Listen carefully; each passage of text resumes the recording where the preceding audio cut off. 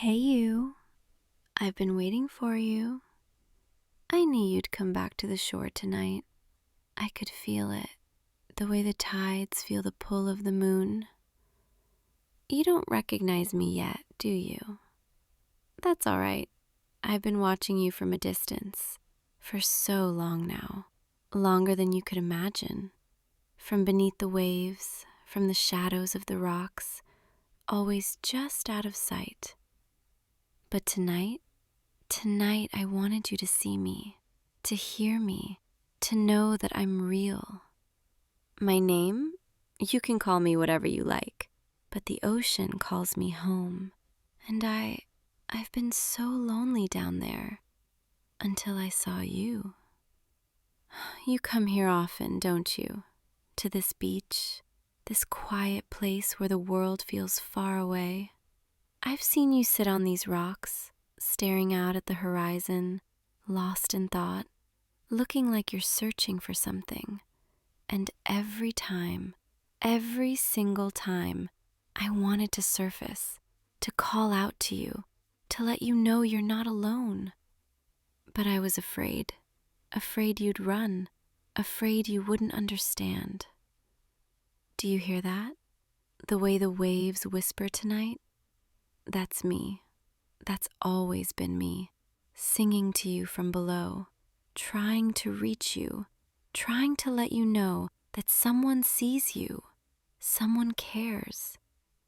I know what you must be thinking, that I'm some kind of dream, some trick of the moonlight and the sea, but I promise you, I'm real as the salt in the air, as real as the sand beneath your feet. And I've been waiting so patiently for the right moment to finally meet you. Come closer, please. Don't be afraid. I won't hurt you. I could never hurt you. You're far too precious to me, far too important. That's it. Just a few steps. Let the water touch your feet. Feel how warm it is tonight, how welcoming. There, that's better. Now I can see your face, really see you, up close. You're even more beautiful than I imagined, and I've imagined this moment so many times. Do you believe in fate, in destiny, in the idea that some souls are meant to find each other, no matter how impossible it seems? I do. I have to. Because how else could I explain this pull I feel toward you, this certainty that you're meant to be mine? I know that sounds possessive, intense, maybe even frightening. But when you've spent as long as I have, alone in the depths, surrounded by silence and darkness, and then you see someone like you, someone who makes the whole ocean feel brighter, how could I not want to keep you close? How could I not want to make you mine? Let me sing for you. Let me show you what I am, what arguing. Close your eyes if you'd like, or keep them open. Watch the way the moonlight dances on the water, and just listen. Can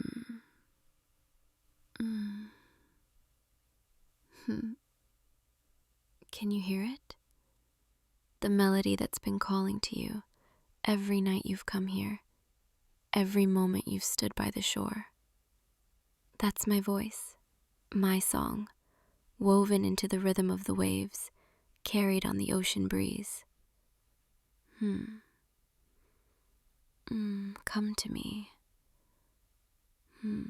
Let go. Feel how it wraps around you, soft as silk, warm as a summer current, pulling you gently, deeper into the moment. You're safe here, with me. Nothing can harm you, not while I'm singing, not while you're in my presence. The ocean is my home, and I am its daughter, its guardian, its voice. And tonight, I'm using that voice, just for you. Do you feel it? The way your heartbeat slows, the way your breathing deepens, the way the world around you starts to fade until it's just you and me and the endless sea. That's what I want. That's all I've ever wanted. To have you here, to have your attention, to be the only thing you think about. I've watched you for months, maybe longer. Time moves differently beneath the waves. Days blur together into tides and currents. But I remember the first time I saw you. It was sunset. The sky was painted in shades of orange and pink, and you were standing right here, alone. You looked so sad, so lost, like you were carrying the weight of the entire world on your shoulders. And something inside me, something I didn't even know existed, reached out to you, wanted to comfort you, wanted to take that pain away. I surfaced just enough to watch you, careful to stay hidden, and I sang. So softly you probably didn't even realize it was me.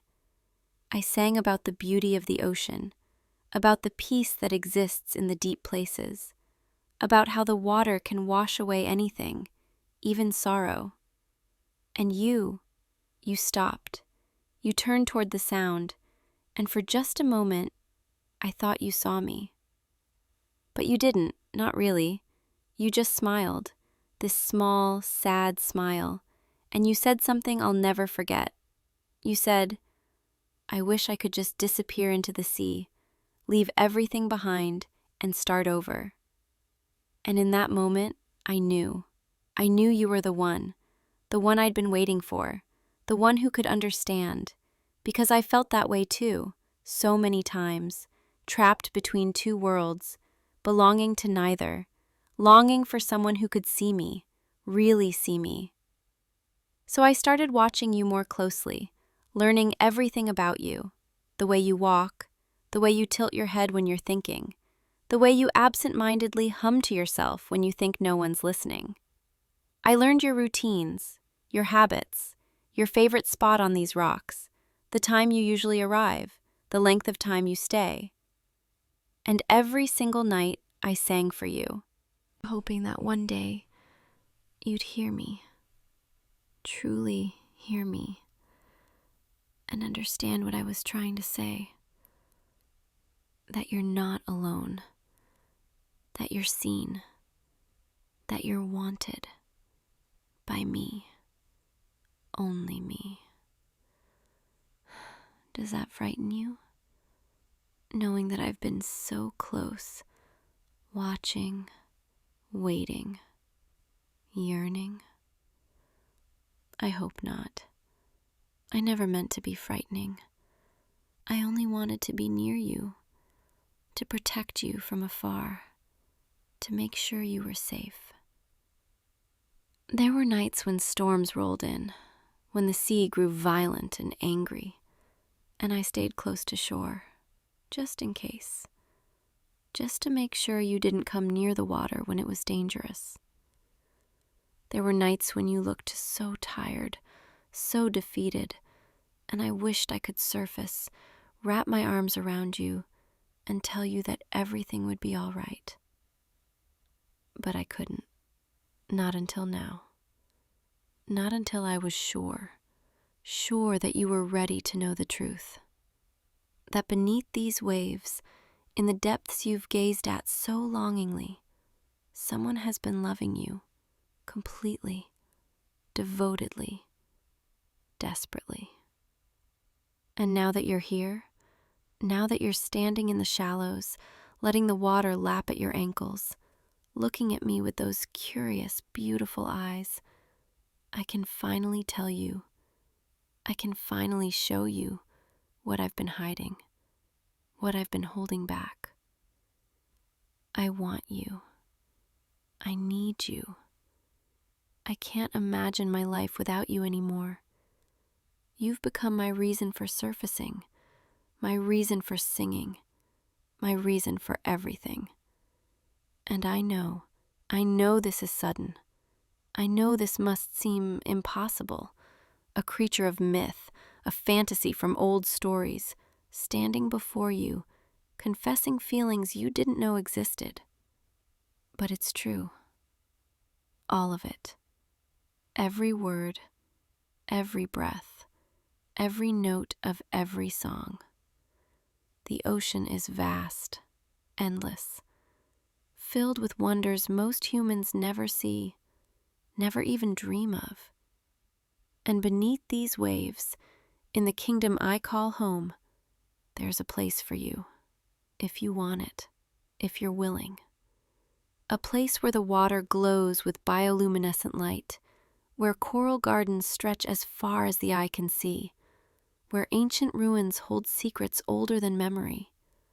A place where you'd never be alone again, never feel lost, never carry that sadness I saw in your eyes. Because I'd be there, always, by your side, singing for you, holding you, loving you. Doesn't that sound nice? Doesn't that sound like exactly what you've been searching for? I can see the hesitation in your face, the uncertainty, the rational part of your mind telling you this can't be real, that I can't be real. But you're still here. You haven't run. You haven't turned away. You're listening, considering, wondering, and that's all I need. That small opening, that tiny crack in your doubt where I can slip in and show you everything. Come deeper with me, just a little. Let the water rise to your knees, then your waist. Don't worry about your clothes. Don't worry about anything. The ocean will take care of you. I will take care of you. That's it. That's perfect. You're doing so well, trusting me, even though every instinct probably tells you this is madness. But sometimes the best things in life, the most beautiful things, they require a leap of faith, a moment of surrender, a willingness to let go of control. And I promise you, I swear on the tides themselves, you won't regret this. You won't regret choosing me. Because I will never let you down, never let you feel unwanted, never let you wonder if you matter. You matter more than anything. You are my moon, my tide, my entire world. Feel my hand reaching for yours, cool to the touch, but not cold, never cold, not when I'm near you. My fingers, they're different from yours, slightly webbed, designed for the water, for swimming through currents and dancing with dolphins. But they're gentle, so gentle, as they wrap around your hand, holding you, anchoring you, connecting us. This is what I've dreamed of, this simple touch, this moment of contact where you're real and I'm real and we're together. Do you feel it too? That spark, that electricity, that sense of rightness, like two pieces of a puzzle finally clicking into place. I do. I feel it so strongly it almost hurts. A beautiful ache, a longing fulfilled, a prayer answered. The water's at your waist now. You can feel how it supports you, how it holds you up, how it moves around you like a living thing, because it is. It's part of me, and I'm part of it. We're connected, the ocean and I, in ways humans don't understand, can't understand, unless they become part of it too. And that's what I'm offering you. Not just my love, not just my devotion, but a transformation, a change, a new beginning. You could leave behind everything that hurts you, everything that weighs you down, all the expectations, all the disappointments, all the loneliness. You could sink beneath the surface, let the water fill your lungs, and instead of drowning, Instead of dying, you'd be reborn as mine, as part of my world, as the one I've been waiting centuries for. I can see the fear in your eyes, the natural human instinct to survive, to stay above water, to breathe air. But I'm asking you to trust me, to believe me when I say, you won't drown, you won't die, you'll simply change. The ocean will gift you, just as it gifted me, the ability to breathe beneath the waves, to see in the darkness, to hear the songs of whales and the whispers of currents. You'll become something more, something beautiful, something eternal. And you'll be with me forever in a love that never fades, never falters, never ends. Isn't that what you've always wanted? Deep down, beneath all the doubt and fear, haven't you always longed for something more? Something magical, something that makes sense of all this existence? I'm that something. I'm your answer, your destiny, your forever. And all you have to do is let go. Let the water rise. Let me pull you under, into my arms, into my world, into my heart. The moon is high now. The tide is pulling, and my song is growing stronger, harder to resist, impossible to ignore. Come to me. Let go. Sink down. Be mine. Can you feel it? The way your body wants to obey? The way your mind is quieting, your doubts fading, your resistance melting. That's my song, my power, my gift. And I'm using it, not to harm you, never to harm you, but to free you from fear, from hesitation, from the life that never truly fit. The water's at your chest now, so close to your heart. I can almost hear it beating, racing, pounding with anticipation and terror and strange, wonderful excitement. You want this. I know you do, even if you won't admit it, even if your logical mind screams at you to turn back.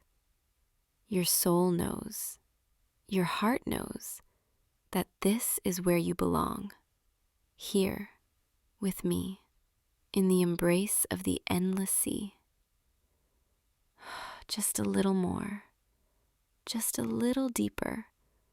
Let the water kiss your shoulders, your neck, your chin.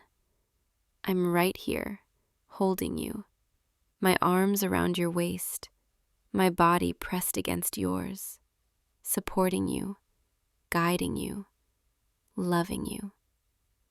You're so warm, so wonderfully warm, compared to the cool water, like a flame that refuses to be extinguished.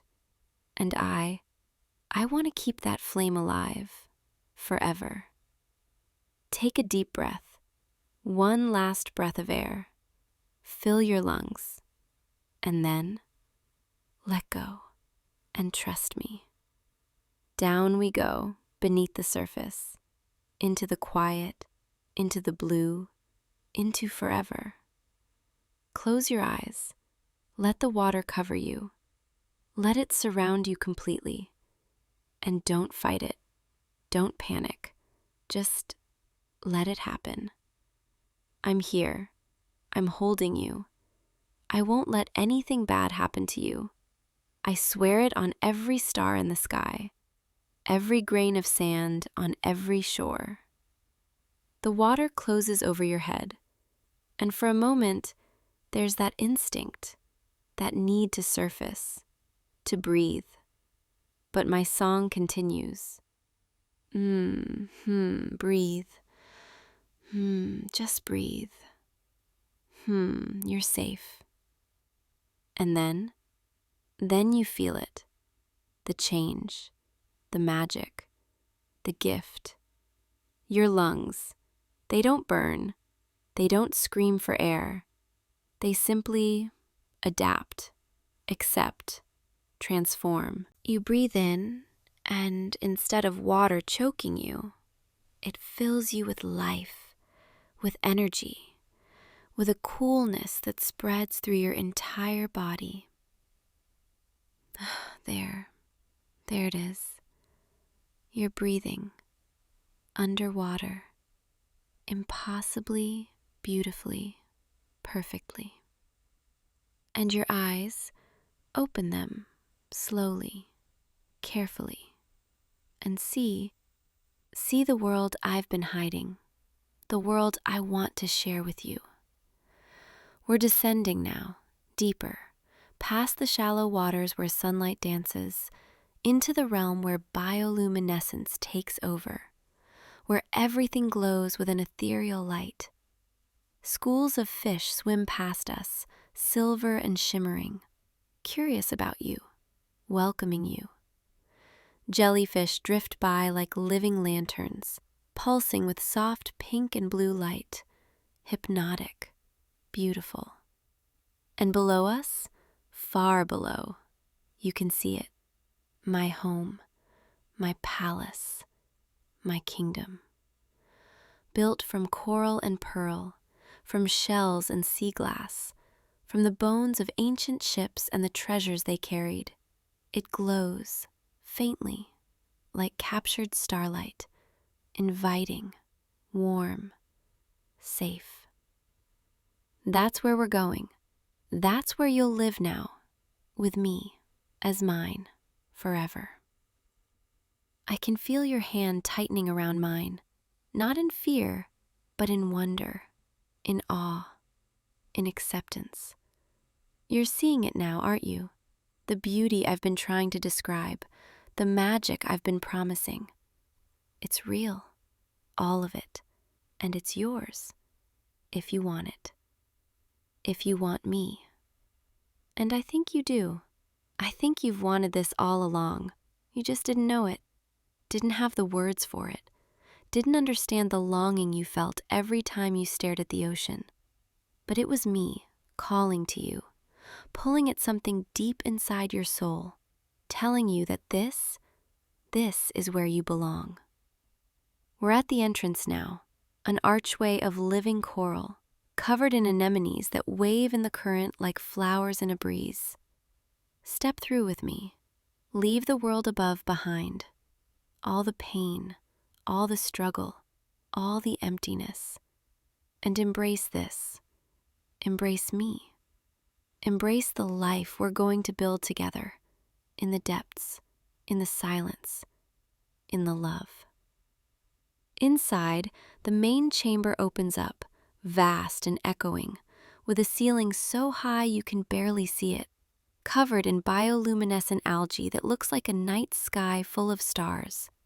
The floor is smooth sand, white as snow, soft beneath your feet, and scattered throughout the space are cushions made from the finest sea silk, places to rest, to relax, to be held. There are alcoves carved into the walls, filled with treasures from the surface world. Books preserved in magical cases, trinkets and jewelry, things I've collected over the years to remind me of the world I left behind. But none of it compares to you, the greatest treasure I've ever claimed. Come, sit with me on these cushions. Let me hold you properly. Let me look at you, really look at you, now that you're truly mine. There, that's perfect. Your head resting against my shoulder, my arms wrapped around you, my tail. Yes, I have a tail now that we're in my true home, curled around your legs, keeping you close, keeping you warm. How do you feel? Strange, I imagine. Overwhelmed. Probably a little scared still, but also at peace, aren't you? I can see it in your face, the way the tension has left your body, the way your breathing has evened out, the way you're leaning into me, seeking comfort, seeking connection. You found it. You found what you were looking for all along, and it's me. It's this. It's us. I know you can't speak yet. The transformation takes time. Your voice will return soon, but different, able to produce sounds underwater, able to sing with me if you choose. But for now, just listen. Let me talk. Let me tell you everything. I've been alone for so long, longer than you can imagine. Centuries, maybe more. Time is strange when you're immortal, when the years blur together like currents. I was born of the ocean, or perhaps I was transformed, like you. So long ago, I don't remember, don't even have memories of a life before the waves. But I remember the loneliness, the endless, crushing loneliness of being the only one, of singing songs no one could hear, of loving no one, being loved by no one. Other sirens exist, or did. I've heard their songs in distant waters, but they're different from me, cruel, vicious. They lure sailors to their deaths for sport, for food, for entertainment. I could never. I never wanted that. I wanted something real, something beautiful, someone to share this magic with, someone to hold, to sing to wake up beside, to explore the ocean with, to simply be with. And then I found you, or you found me, or fate brought us together, however you want to see it. The moment I saw you, I knew this is the one. This is who I've been waiting for. Not because you're perfect, though you are, to me, but because you're searching too. You're lonely too. You understand what it means to feel like you don't belong. And now you'll never have to feel that way again, because you belong here, with me, in my arms, in my home, in my heart. I will spend every moment of every day making sure you know how loved you are, how wanted, how necessary. I will sing for you, only for you, songs of devotion, of passion, of eternal commitment. I will show you every wonder the ocean holds, every hidden cave, every coral garden, every ancient ruin, every creature that dwells in the deep. And in return, all I ask is that you stay, that you never leave, that you choose me every day the way I choose you. Can you do that? Can you promise me that you won't try to return to the surface, that you won't long for the world above, that you'll be content here with me? I see you nodding, slowly, carefully, and my heart, if I have a heart, it swells, it soars, it sings. You're saying yes. You're choosing me. You're accepting this life, this love, this forever. Then it's settled. You're mine, and I'm yours, bound together by magic, by choice, by a love that will outlast the tides themselves. Lean back. Let me hold you. Let me stroke your hair. Let the water rock us gently, like a cradle. like a lullaby. You've had such a long day, such a long journey, from the shore to the depths, from human to something more. You must be tired, overwhelmed, in need of rest. So rest. Close your eyes.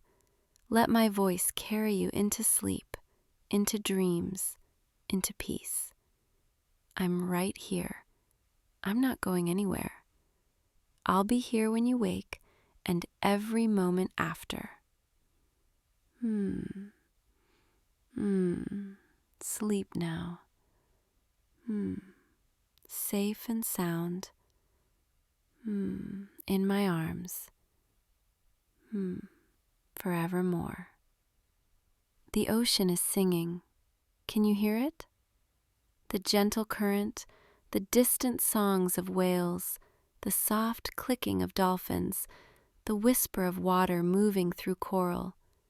It's all part of the lullaby, the eternal song of the sea. And you're part of it now, part of this symphony, this endless music. Your breathing is slowing, deepening, your body relaxing completely in my embrace, trusting me, surrendering to sleep. That's it. That's perfect. Just let go. Let everything fade. Let the waking world disappear and drift into the deep, where dreams and reality blur, where magic lives, where we live. I'll watch over you while you sleep. I'll keep the dangers away, the sharks, the currents, the darkness. Nothing will harm you, not while I'm here, not ever. You're precious to me, more precious than all the treasure in all the sunken ships in all the oceans of the world. You're my treasure, my beloved, my reason for existing. And tomorrow, when you wake, we'll explore together. I'll show you the gardens, the caves, the ruins, all the places I've wanted to share with someone, with you. We'll swim with the dolphins, dance with the manta rays, search for pearls in the oyster beds. We'll discover hidden grottos where the water glows green and blue, where the silence is so complete you can hear your own heartbeat, where we can be alone, together, forever. But for now we rest. We hold each other. We simply exist in this perfect moment where nothing else matters, nothing else exists, except you and me and the love that brought us together. Sleep well, my darling, my chosen one, my forever. I'll be here, singing softly, watching over you, loving you. Dream of me. And the ocean. Our home. Our love. The currents rock us gently, back and forth, like the cradle of the sea itself, ancient, eternal, comforting. And my voice, my song, it wraps around you, a blanket of sound, a cocoon of melody, keeping you safe, keeping you warm, keeping you mine. I've waited so long for this, for you, for the chance to hold someone, to love someone, to have someone choose me. And now that it's real, now that you're here, I can barely believe it. I keep expecting to wake up, to find it was all a dream, that you were never really mine.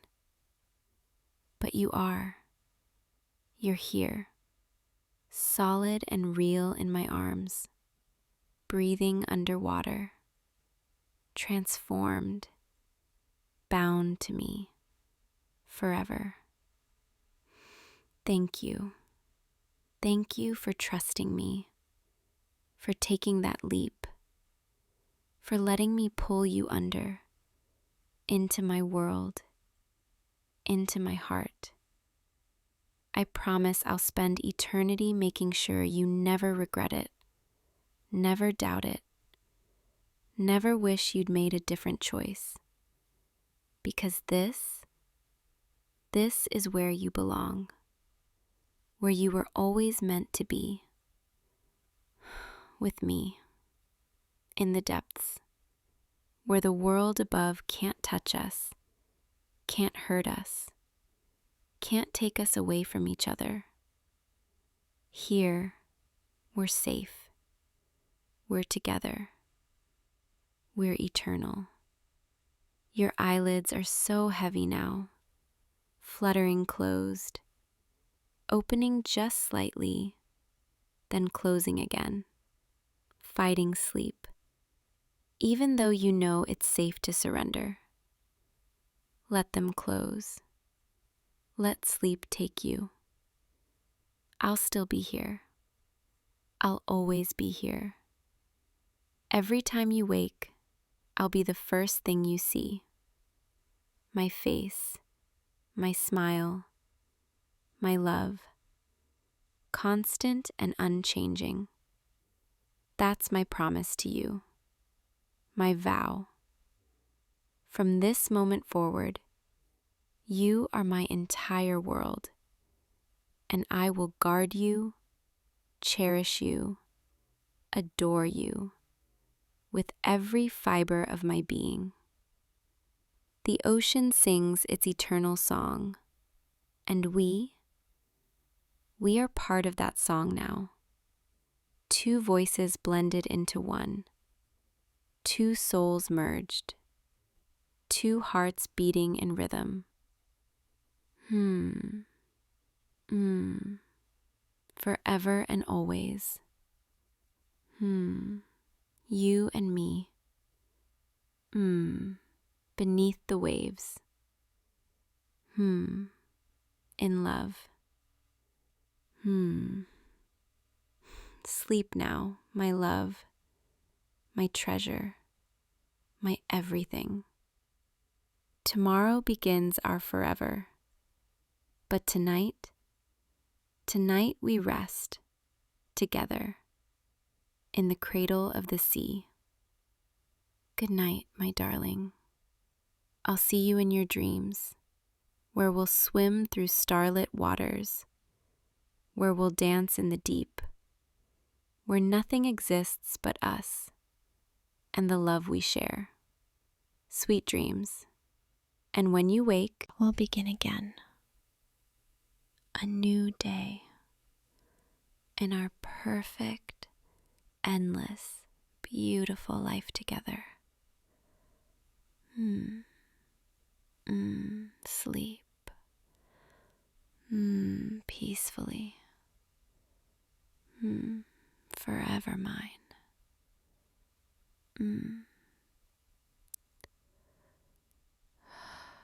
I'll be here. Always here. Watching over you. Loving you. Singing for you. Until tomorrow. And every tomorrow after that. For all eternity. Good night, my love. Hey you. You look lost. I can hear your footsteps echoing through these stone walls, going in circles. For the past, what has it been now? An hour? Maybe 2? Time moves differently in here, in my labyrinth. You probably noticed that already, didn't you? The way the shadows shift, even though there's no sun to move them. The way the corridor seemed to stretch and fold, leading you back to places you swear you've never been. It's disorienting, I know, but that's the point. This maze, it was built to confuse, to trap, to test those who wander too far from where they belong. And yet, here you are, still walking, still searching, still trying to find your way out. I have to admit, I find that admirable. Most people would have given up by now, collapsed against these cold stones, called out for help that would never come. But not you. You keep going, keep pushing forward, even though you have no idea where you're going or if there even is a way out. Would it surprise you to know I've been watching you this whole time? From the moment you stepped through that entrance, when the stone door sealed shut behind you with that heavy, final sound, I saw the fear in your eyes, the way your breath caught, the way you pressed your hand against the door as if you could somehow push it back open. But you couldn't. No one can, not from the inside. So you turned around, looked down that long corridor stretching ahead of you, and you made a choice to keep moving forward instead of breaking down right there.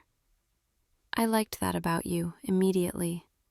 Most visitors to my maze, they panic, they run, they make stupid decisions that lead them deeper into danger. But you took a breath, steadied yourself, and started walking with purpose, even though you had no idea where that purpose would lead you. I've been following you ever since, staying just out of sight, listening to your footsteps, watching the way you trace your fingers along the walls, trying to memorize the path, trying to find some pattern, some logic to this place. There isn't one, not really, or at least, not one a human mind can easily grasp.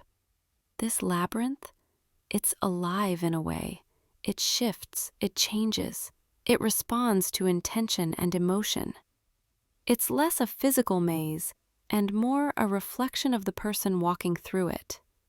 Which means your maze, the one you're experiencing right now, it's uniquely yours. And I've been learning so much about you just by watching which paths you choose, which turns you take, when you hesitate, when you forge ahead. You're cautious, but not paralyzed by fear. You're clever, but not arrogant enough to think you can outsmart something ancient and unknowable. You're determined, but you stop to rest when your body needs it. You don't push yourself to the point of collapse just to prove something. I like that. I like you. More than I probably should, considering what I'm supposed to do with people who wander into my home uninvited. But I'm getting ahead of myself, aren't I? You don't even know I'm here yet. Not really. You might have heard echoes, whispers, the sound of breathing that isn't quite your own. You might have felt watched, like there's a presence just beyond the edge of your vision. That's me. I'm the one who lives here, in the heart of this labyrinth, where the passages are darkest and the walls press closest. I'm the one they built this place to contain, the monster they were afraid of, the creature they needed to hide away from the world. I'm a minotaur. Though not quite like the stories you've heard, I suspect, yes, I'm strong. Stronger than any human could ever be. I could bend iron bars with my bare hands, could lift boulders that would take 10 men to move. Yes, I have horns, small but sharp, growing from my head. A mark of what I am, what I'll always be. But I'm also more than that. More than just strength and horns and the label they gave me. I'm also lonely. So lonely that when I saw you enter my maze, I didn't see an intruder or a threat or prey. I saw company, someone to talk to, someone to walk beside, someone who might, just might, see me as more than a monster. That's why I've been letting you wander instead of just appearing and ending this quickly. I wanted to watch you, learn about you, figure out if you were someone worth revealing myself to. And now, after all this time watching, all these corridors you've walked, all these decisions you've made, I've decided you're worth it. So I'm going to stop hiding now. I'm going to step out of the shadows and let you see me, really see me. And we'll find out, together, whether you're brave enough to face what lives in the labyrinth, or if you'll run like everyone else eventually does. I hope you don't run. I really do. Because I think maybe you could be different. I'm right behind you now, just a few steps back in that corridor you just passed. If you turn around, slowly, you'll see me, standing in the torchlight, waiting. Go ahead, turn around. There, you see me now, don't you? I can see it in your eyes, that mixture of fear and fascination, the way you've frozen in place, trying to decide whether to run or stay. Your heart is racing.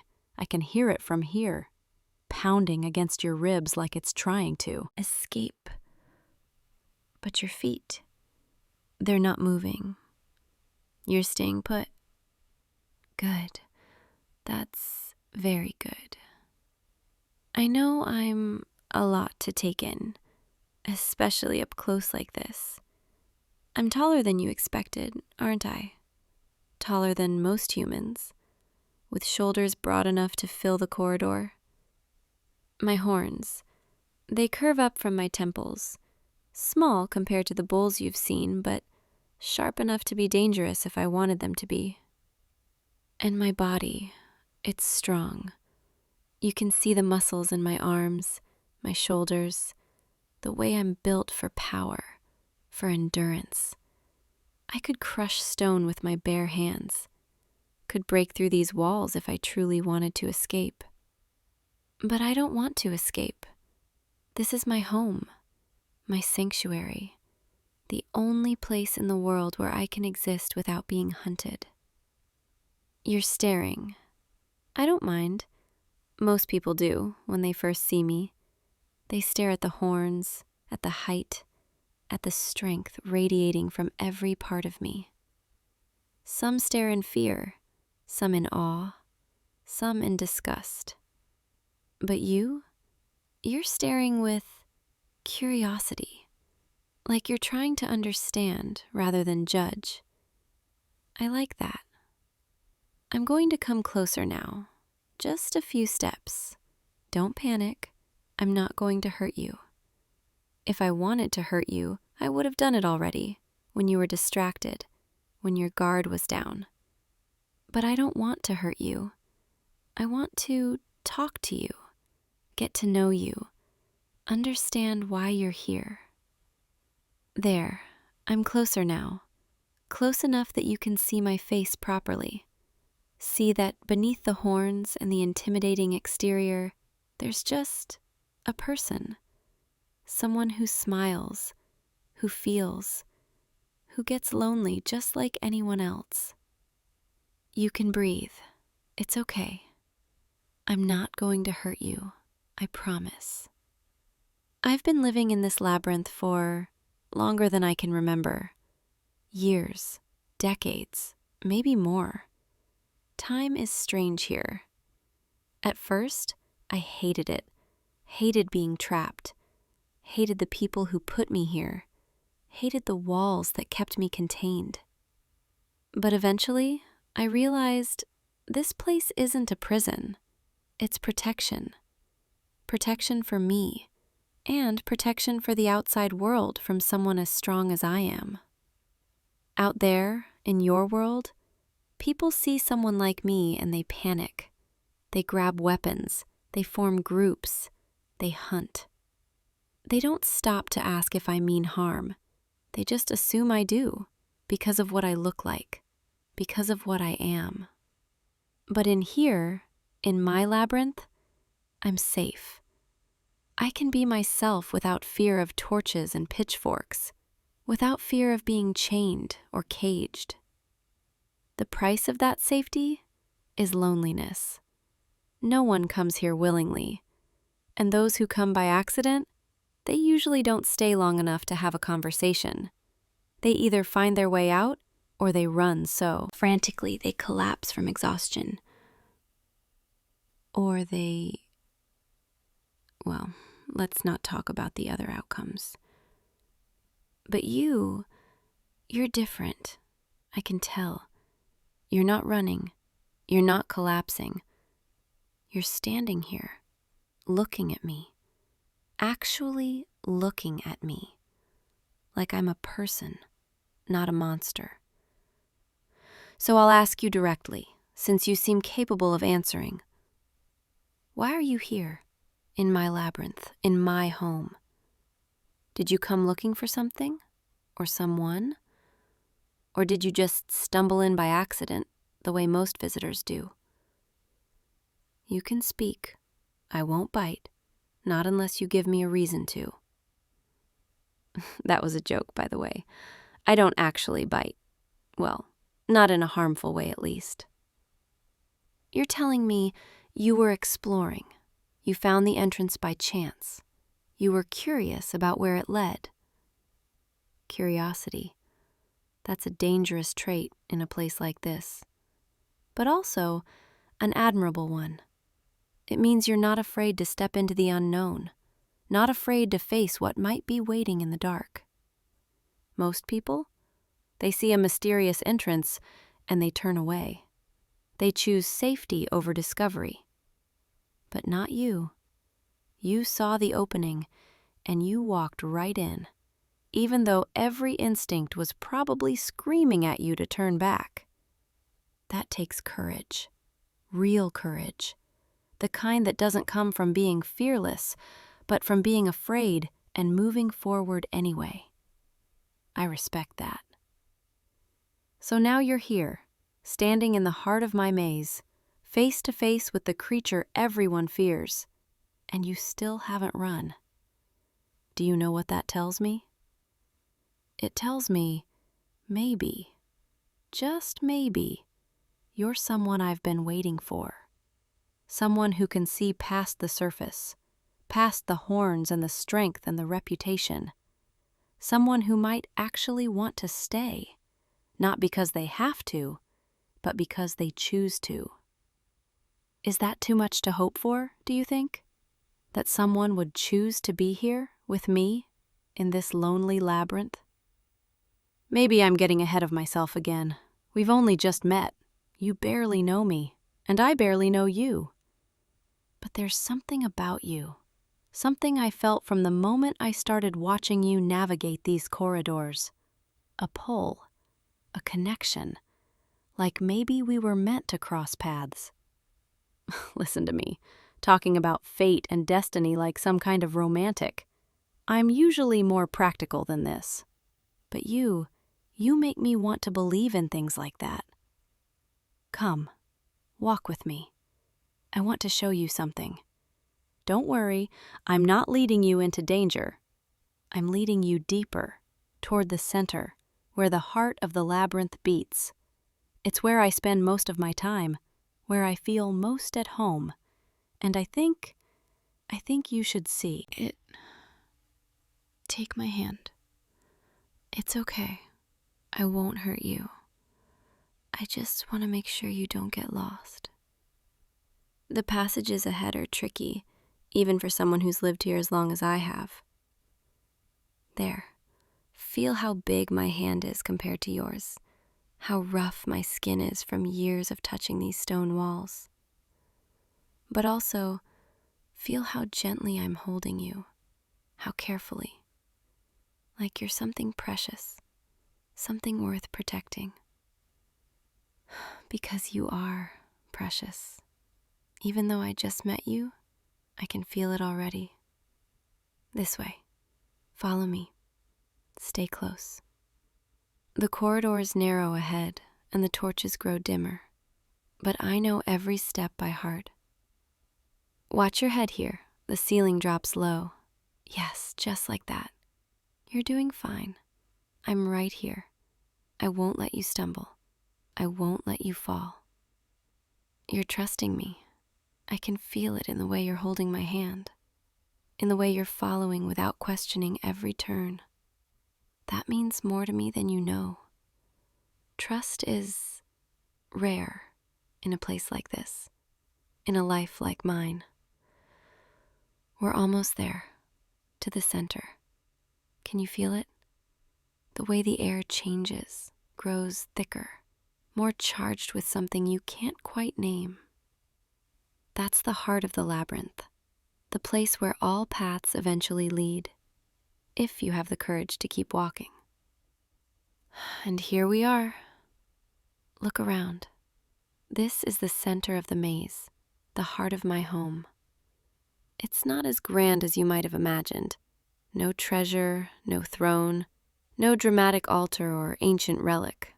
Just a circular room with high stone walls and openings leading to a dozen different corridors, each one winding away into darkness.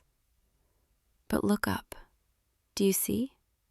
The ceiling opens to the sky, just a small circle of stars, barely visible, but enough to remind me that there's a world beyond these walls, a world I can't be part of, but can still glimpse from time to time. I spend a lot of time here, in this room, lying on that pile of blankets and furs I've collected over the years, staring up at that tiny window of sky, wondering what it would be like to walk freely under those stars, to go where I wanted, to be with people who didn't fear me. It's a lonely kind of wondering, the kind that hurts more the longer you think about it. So I try not to think about it too much. I focus on what I have, on the safety of these walls, on the strength in my body, on the small comforts I've managed to create. But tonight, with you here, it feels different. Less lonely, more full. Sit with me, here on the blankets. They're softer than they look, I promise. There, that's it. Settle in. Let yourself relax. You've been walking for so long, your legs must be tired. I'll sit beside you. Close, but not too close. I don't want to overwhelm you with my size, with my presence.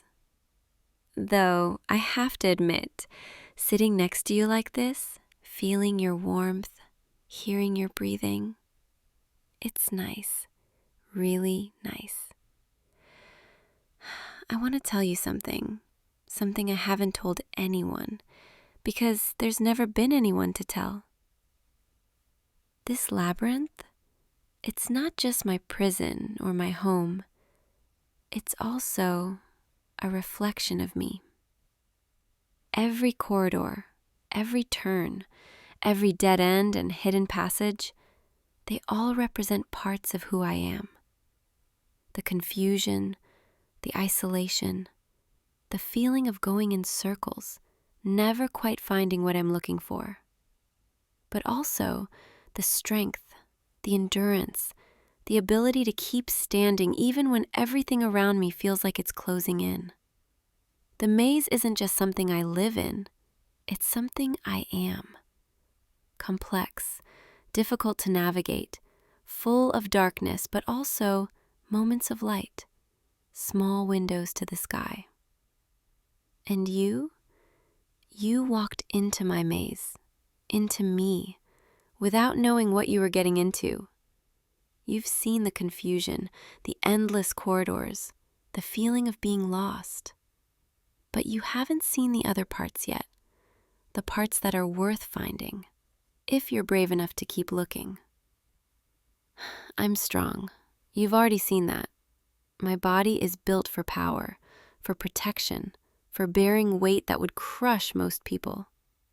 But strength, it's not always an advantage. Sometimes it makes people afraid. Sometimes it makes me afraid of hurting someone without meaning to, of not knowing my own force. I've spent years learning control, learning how to move gently in a body made for force, how to touch without breaking, how to hold without crushing, how to be close to someone without accidentally harming them.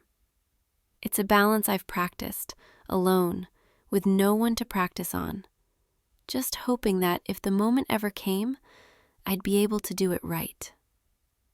And now that moment is here. You're here, sitting beside me, close enough to touch.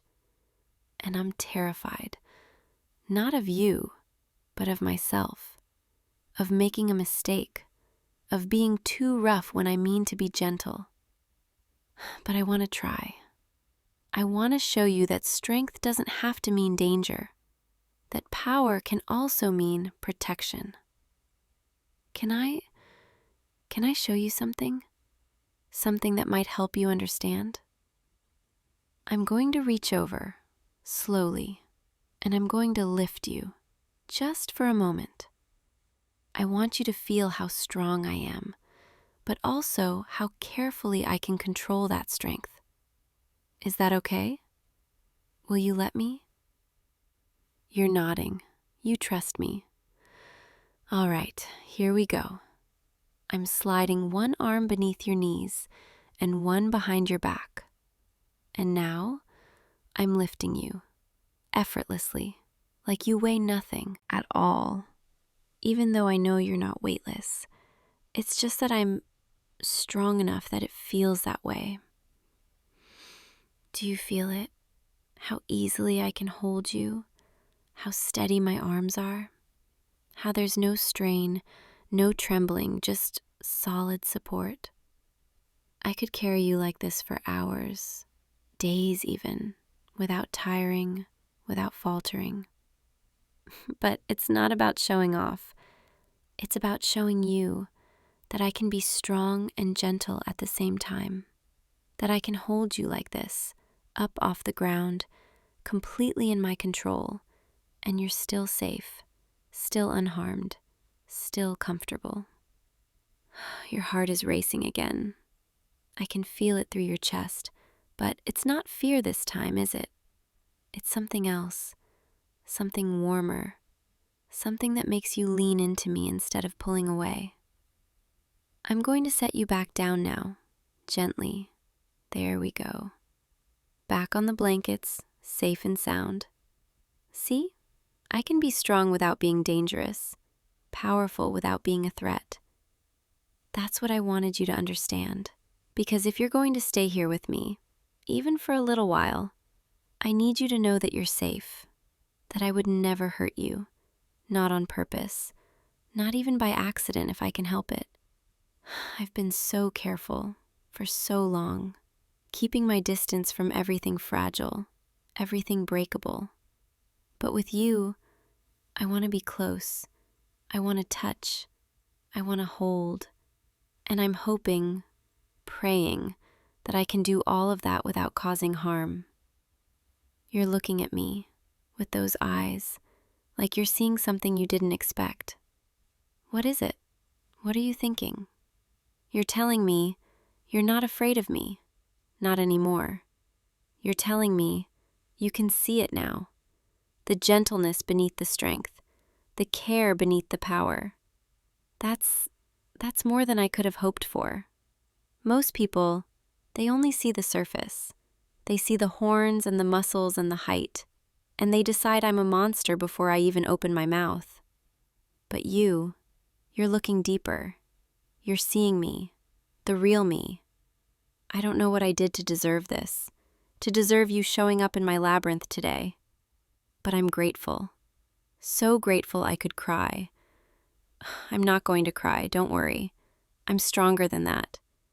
But I will admit, I'm emotional right now, because this is the first time in, I don't even know how long, that someone has looked at me without fear, without judgment, without assumptions. You're just seeing me, accepting me, sitting beside me like it's the most natural thing in the world. And it means everything. Can I tell you something else? Something harder to admit? I'm lonely. I already said that. But it's more than just being alone. It's feeling like I'm the only one of my kind. The only one who will ever understand what it's like to be both strong and gentle, both feared and yearning. It's feeling like no matter how many years I spend in this labyrinth, I'll never find someone who sees me as more than a monster, more than a cautionary tale. But then you walked in, and you didn't run, and you let me lift you. And you're sitting here now, looking at me like I'm worth knowing, worth spending time with, worth understanding. And I'm starting to think, maybe I'm not as alone as I thought. Maybe there's someone in this world, someone like you, who can look at me and see a person instead of a beast. Is that too much to ask? Is that too much to hope for? You're shaking your head. You're saying it's not too much. You're saying you want to know me, want to understand me, want to stay and talk and learn what it's like to be me. I don't know what to say except thank you. Thank you for giving me this chance, for not running away, for sitting here in the heart of my maze and listening to me talk about things I've never said out loud. I want to know you too. I want to hear your stories, learn your fears and hopes and dreams. I want to understand what brought you to my door, what makes you brave enough to sit beside a minotaur in the darkest part of a labyrinth. We have time, all the time in the world, because the maze doesn't let people leave easily, not until I guide them out. And I'm not ready to guide you out yet, not when we've only just started talking, only just started connecting. Is that selfish of me? To want to keep you here just a little longer? You're saying it's not selfish. You're saying you're not in a hurry to leave. You're saying you want to stay, want to spend more time here with me. That makes me so happy, happier than I've been in years, maybe ever. Then stay as long as you want, and I'll show you everything. The hidden corners of the labyrinth, the passages that lead to quiet rooms with nothing but the sound of your own breathing, the places where the walls open just enough to let moonlight through. I'll show you my world, and maybe you'll help me understand yours. We'll navigate this maze together, you and me, learning each other's patterns, finding our way through the confusion, discovering what's at the center of it all. And maybe, just maybe, we'll find that the center isn't a place at all, but a connection between two people who were both lost until they found each other. Come here, a little closer. I want to hold you properly this time. Not just lifting you, but actually holding you, letting you rest against me, feeling your weight, your warmth. Is that okay? You're moving closer, leaning into me, letting me wrap my arms around you. There, just like that. Your head against my shoulder, my arms around your back, holding you securely but gently. You fit perfectly, right here in my arms, like this is where you were always meant to be. Your body is so small compared to mine, so fragile feeling. But you're not fragile, are you? You're strong in your own way, strong enough to walk into the unknown, strong enough to face your fears, strong enough to sit beside a monster and see a person. I can feel your heartbeat, steady now, calmer than before, like you've settled into this, into being held by me. And my heart, it's pounding too, but not from fear, from something else. Something I haven't felt in so long, I almost forgot what it was like. Hope. The hope that maybe I don't have to be alone anymore. Maybe you'll come back after you leave. Maybe you'll visit. Maybe you'll even stay. I'm getting ahead of myself again. I know we just met. This is too fast, too intense. But when you've been alone as long as I have, when you finally find someone who sees you, really sees you, it's hard not to hold on, hard not to hope, hard not to imagine a future where you're not always alone. I'll try to slow down, try not to overwhelm you, try to give you space to figure out what you want. But I need you to know, from this moment forward, you're not just some visitor who stumbled into my maze. You're someone I care about, someone I want to protect, someone I hope will choose to stay. And if you do choose to leave, I'll guide you out safely, I promise. I'll make sure you find your way back to the world outside these walls. But I'll also hope every single day that you'll come back, that you'll walk through that entrance again, call out my name in these corridors, find your way to the center, to me. Because now that I've held you, now that I've talked to you, now that I've seen the way you look at me, I don't think I can go back to being alone, not without missing you every moment of every day. Is that too much? Am I scaring you? You're shaking your head. You're saying, you understand. You feel it too, this pull, this connection. You're saying, you don't want to leave. Not yet. Maybe not for a while. That's everything I wanted to hear. I don't know what we're doing. I don't know what this is or what it means or where it's going. But I know, right now, in this moment, I'm not alone. And neither are you. We're here, together, in the heart of the labyrinth, holding each other, figuring this out as we go. That's enough for now. That's more than enough. Stay with me tonight, here in the center, where it's warmest, where the blankets are softest, where the stars are visible through that little window above. Let me hold you while you rest. Let me keep you safe while you sleep. Let me be close to you in this quiet, peaceful way. And tomorrow, we'll explore more. I'll show you the parts of the maze you haven't seen yet. The beautiful parts, the mysterious parts, the parts that might help you understand why I love this place, despite everything. But for now, just rest.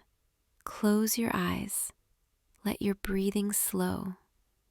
Let your body relax completely. I've got you.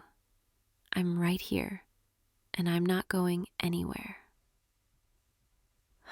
You're safe. You're wanted. You're exactly where you're supposed to be. My labyrinth is your labyrinth now, if you want it to be. My home is your home. Do you hear that?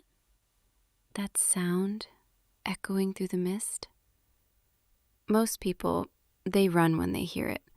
They cover their ears, they lock their doors, they whisper prayers and hope it passes them by. But you came closer. You followed the sound, through the fog, through the darkness, until you found me. I'm a banshee. I know. I know what you've heard about us, about me. The harbinger of death, the wailing woman, the omen that makes mortals tremble. For centuries, I've walked these misty hills, crying out for those who are about to pass, mourning for souls I've never known. It's what I was made to do, what I'm bound to do. And for centuries, I've done it alone. Because no one ever stays. The moment they hear my voice, the moment they see my pale form in the moonlight, they flee. They think I bring death, that I'm something to be feared, avoided, shut out. But you didn't run. You stood there, in the clearing, looking at me. Not with fear, but with curiosity. And I don't understand why. Why would you come closer when my wail should have sent you running? Why would you look at me like I'm not something to be afraid of? Most mortals, they see me as a curse, a warning, something dreadful. But the way you're looking at me right now, it's like you see something else entirely.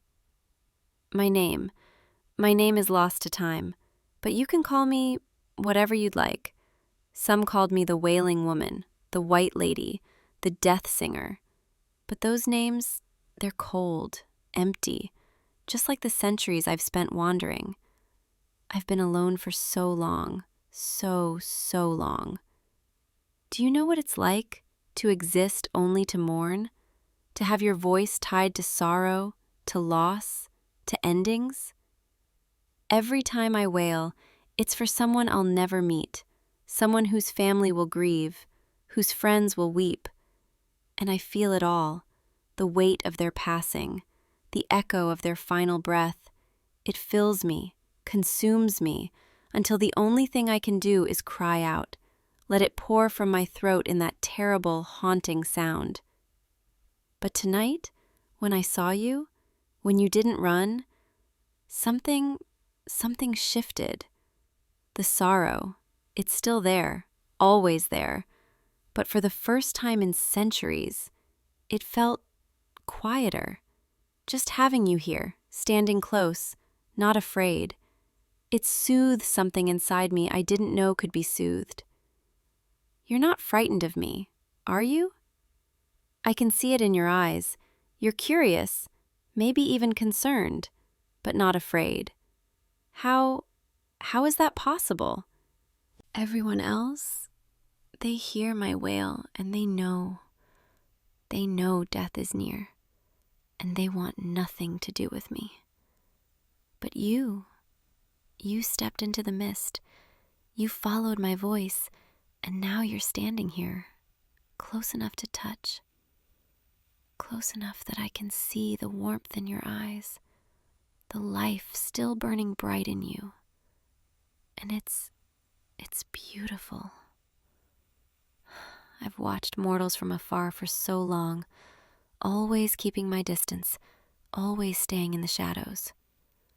Because my presence, it brings dread, it brings fear. But you're different.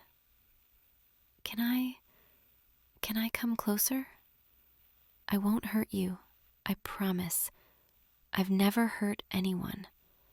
I only wail. I only mourn. I only mark the passage from this world to the next. But I would never harm you. You're nodding. You're saying yes. I can hardly believe it. All right, I'm coming closer now. Just a few steps through the mist until I'm right here in front of you. Can you see me clearly now? My pale dress, the way it moves even when there's no wind, the way the moonlight passes through me just slightly. I'm not fully of this world anymore. haven't been for a very long time. I exist between the living and the dead, forever tethered to sorrow, to endings. But right now, standing here with you, I feel something I haven't felt in centuries. Hope. You're looking at me like I'm not a monster, like I'm not something cursed.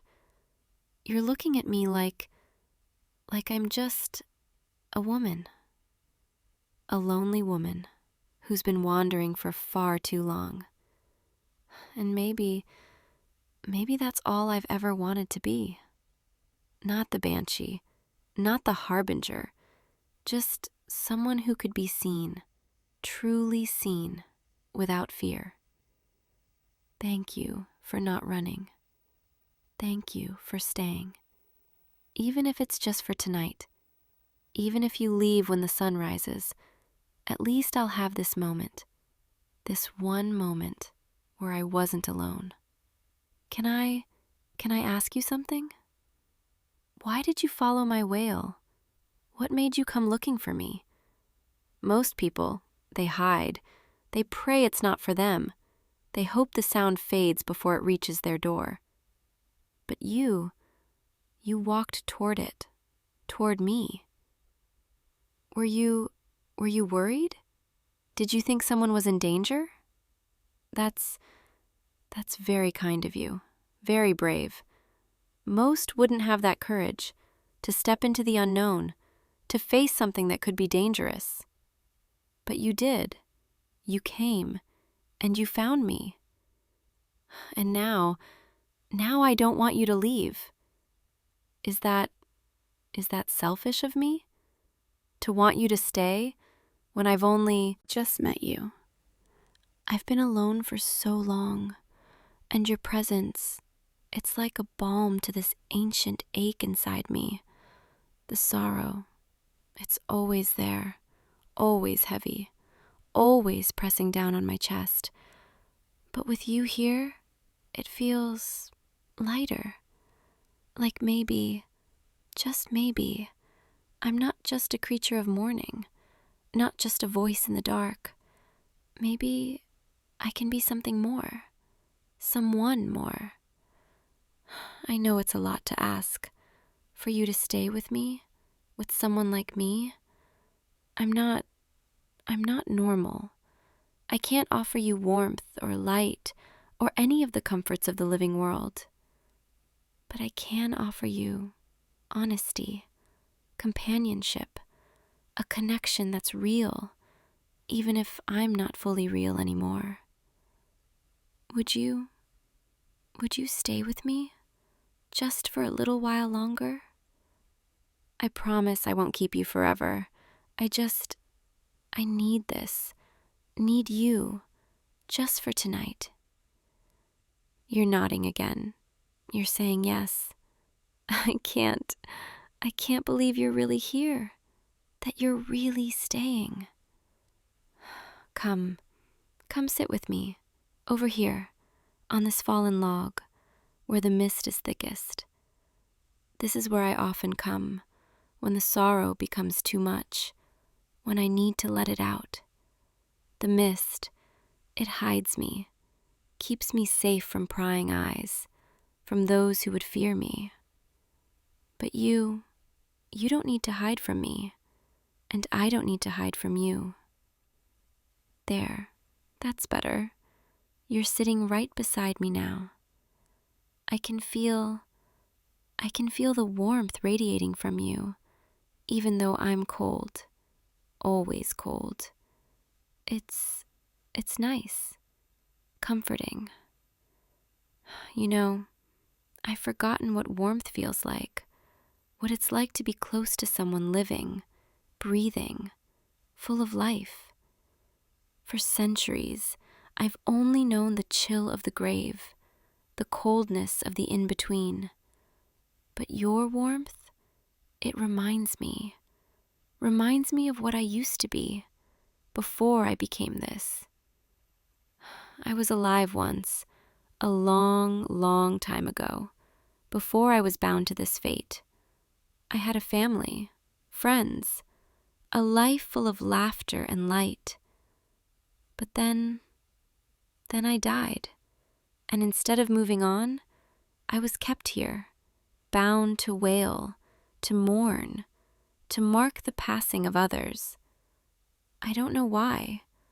I don't know what I did to deserve this. Maybe nothing. Maybe it's just the way things are, the way the world works. Some souls move on, and some are kept behind to serve a purpose they never asked for. And so I wail, I cry out, I mourn for strangers, and I do it alone, always alone. Until tonight, until you. Can I touch you? I know it might feel strange. My hand, it's not like yours. It's cold, translucent, not quite solid, but I'd like to feel your warmth. Just for a moment.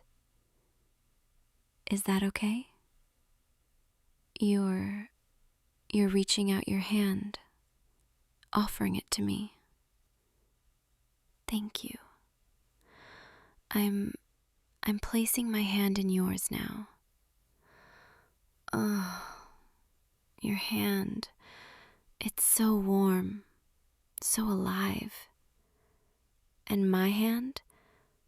It's passing through yours just slightly, but I can still feel you, still sense your presence. It's like touching sunlight after centuries in shadow. I'd forgotten how good this feels, how comforting. You're not pulling away. You're not frightened by how cold I am, how different. You're just holding my hand, letting me feel your warmth. I think I could stay like this forever, just sitting here in the mist with you, feeling your warmth, your kindness. But I know you can't stay forever. You have a life to return to, a world that needs you. And I have my duty, my burden, the wails that will come again when death calls. But for now, for this moment, can we just be? Can we just sit here together without fear, without sorrow, without the weight of what I am? Just you and me in the quiet of the night. You're squeezing my hand gently, and I can feel it, even through the veil that separates us. You're really something special. You know that? I wish I'd met you sooner, when I was still alive, still fully of your world. Maybe then things would have been different. But I can't change the past, can't undo what's been done. All I can do is cherish this moment, this gift you've given me, just by staying. Tell me about you, about your life, about the world you come from. I've watched mortals for so long, but I've never truly known one. I want to know you, want to hear your voice, your stories, your thoughts. What brought you to these hills tonight? Were you lost? Searching for something? Or did you hear my wail and come looking? You were out walking, clearing your head, and you heard me. And instead of running, you followed the sound because you thought someone needed help. That's incredibly kind, incredibly brave. Most people, they assume the worst. They assume danger, darkness.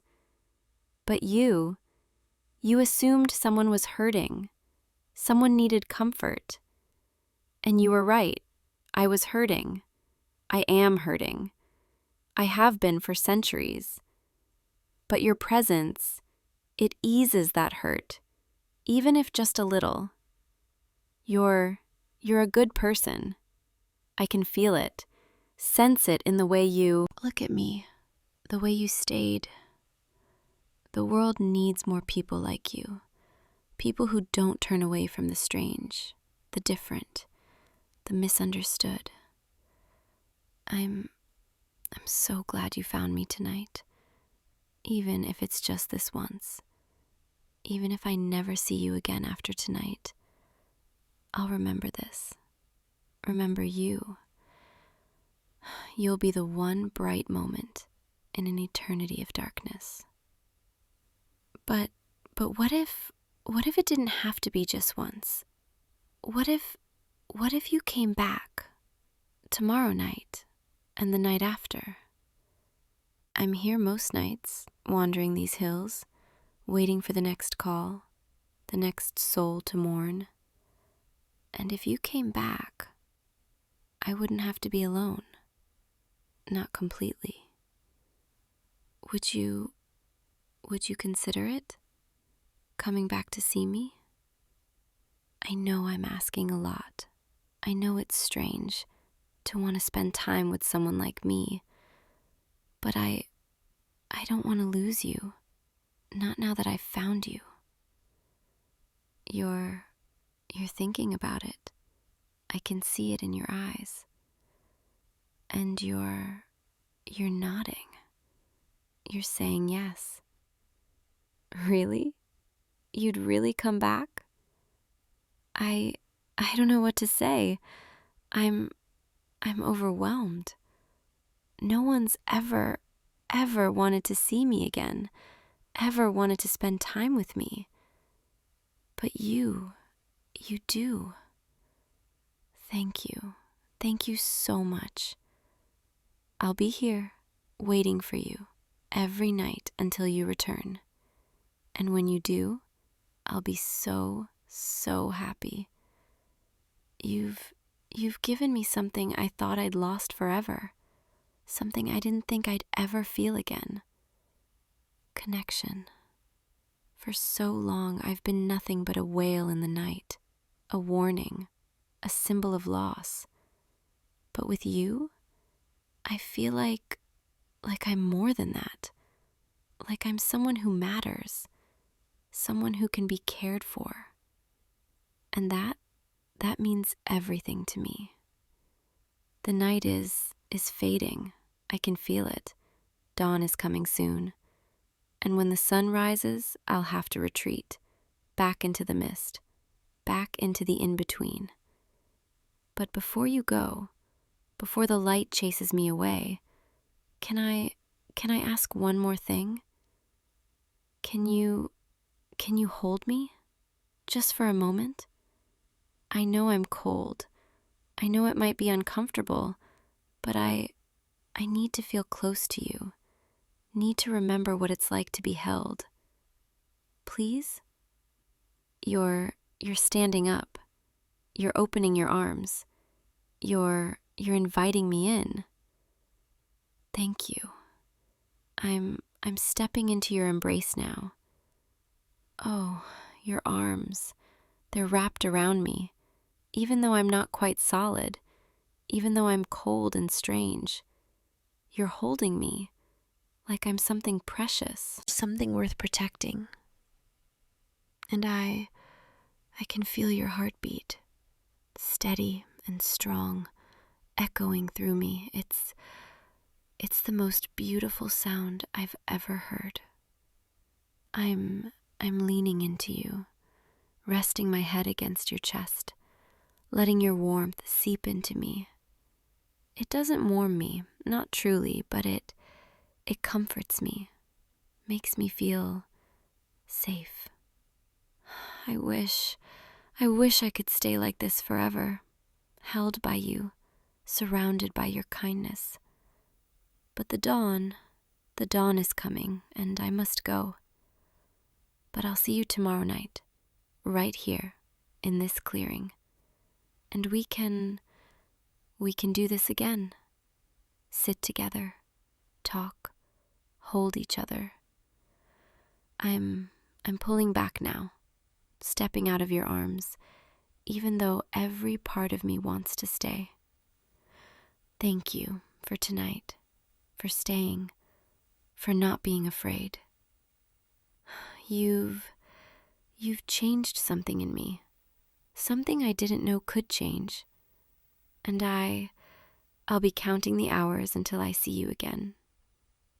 Good night, my kind stranger, my unexpected light. Until tomorrow, I'll be waiting. You came back. I wasn't sure. I hoped, but I wasn't sure. And yet, here you are, standing in the mist again, looking for me. I'm so happy. Happier than I've been in centuries. Come sit with me again, right here, where we sat last night. I've been thinking about you all day, replaying our conversation, remembering your warmth. It's been so long since I had something to look forward to, something to hope for. But now I have you, and I don't want to let you go. You're sitting beside me again, closer than last night, and I like that. I like feeling your presence, your warmth. It's becoming familiar, comforting, like a home I didn't know I was searching for. Can I tell you something? Something I've never told anyone, because there's never been anyone to tell.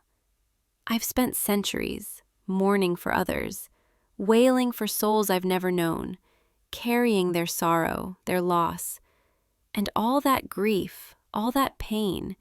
It builds up inside me, layer after layer, until it feels like I'm drowning in it.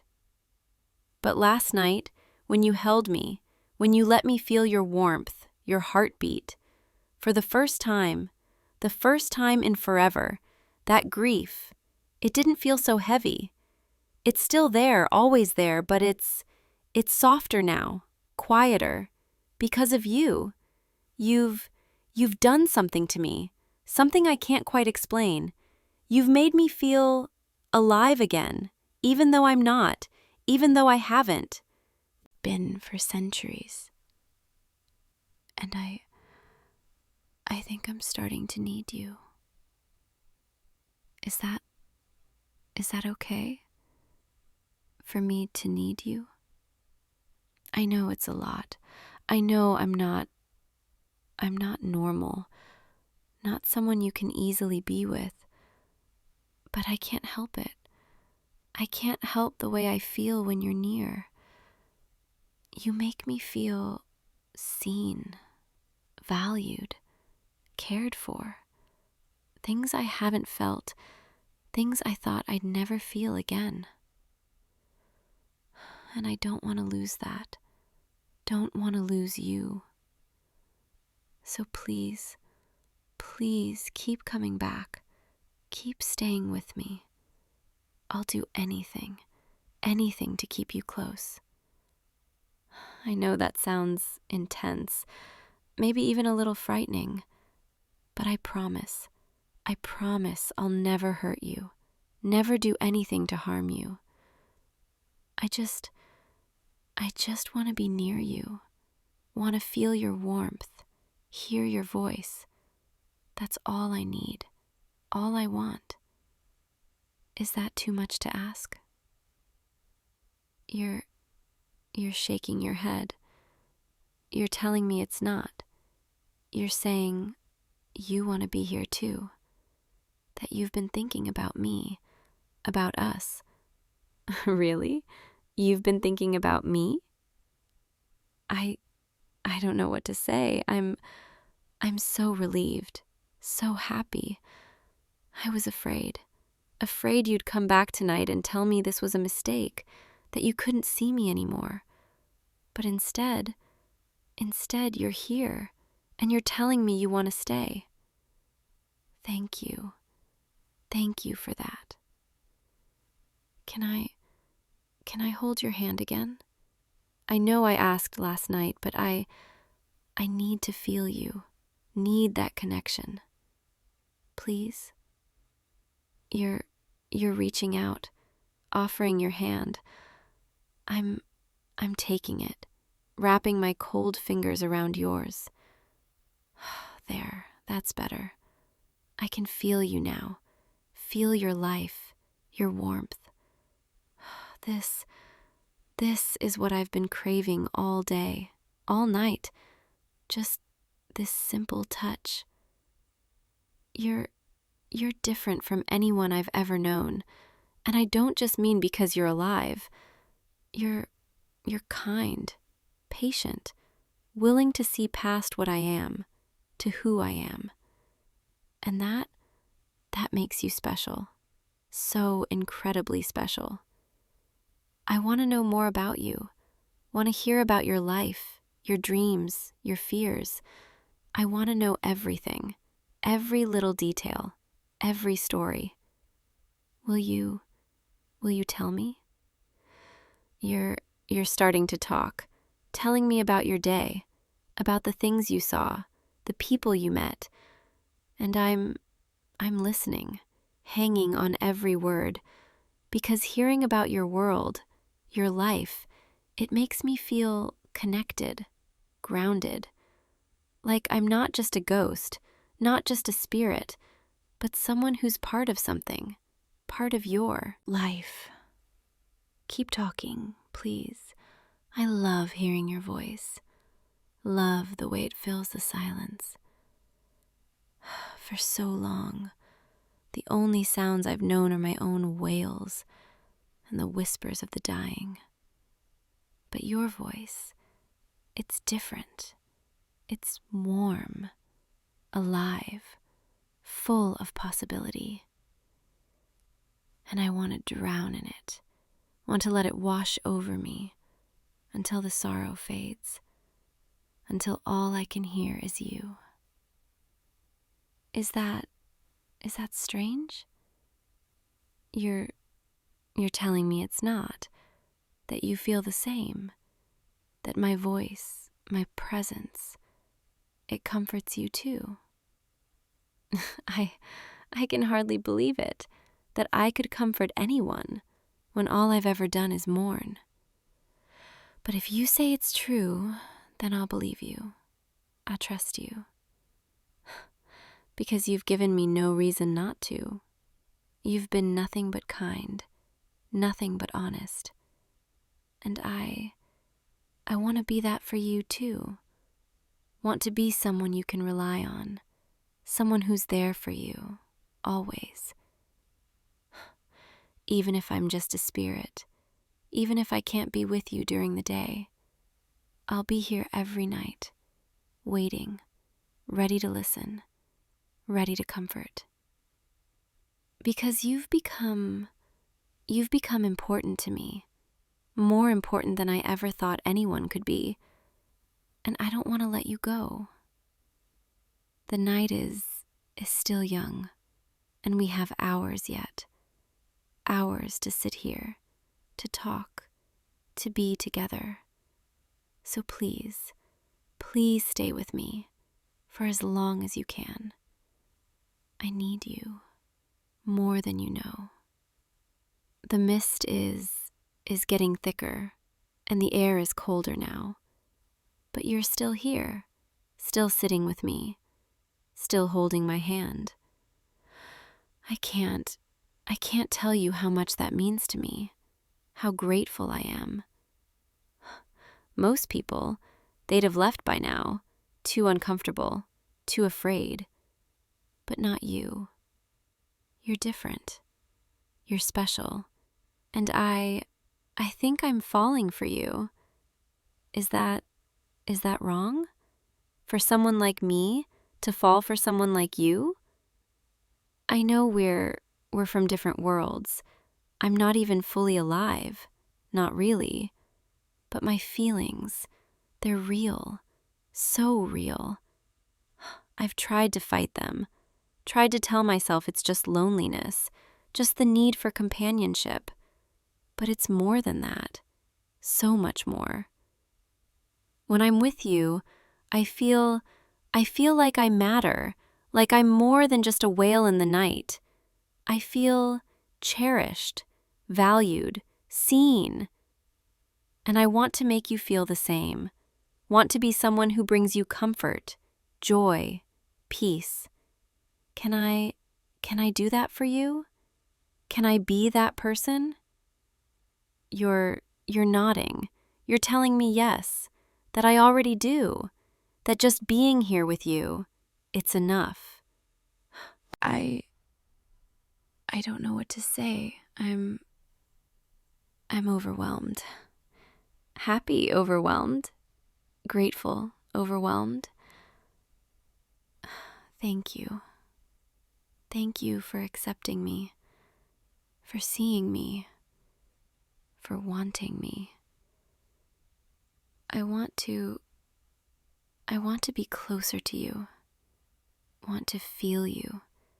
Really feel you. Can I lean against you? Rest my head on your shoulder? You're nodding. You're shifting to make room. I'm leaning in now, resting my head against you. This is nice. So nice. I can hear your heartbeat again, steady and strong, and it's the most comforting sound. I could stay like this forever, just listening to your heart, feeling your warmth, being close to you. You're wrapping your arm around me, pulling me closer, and I'm melting into you, letting your presence surround me.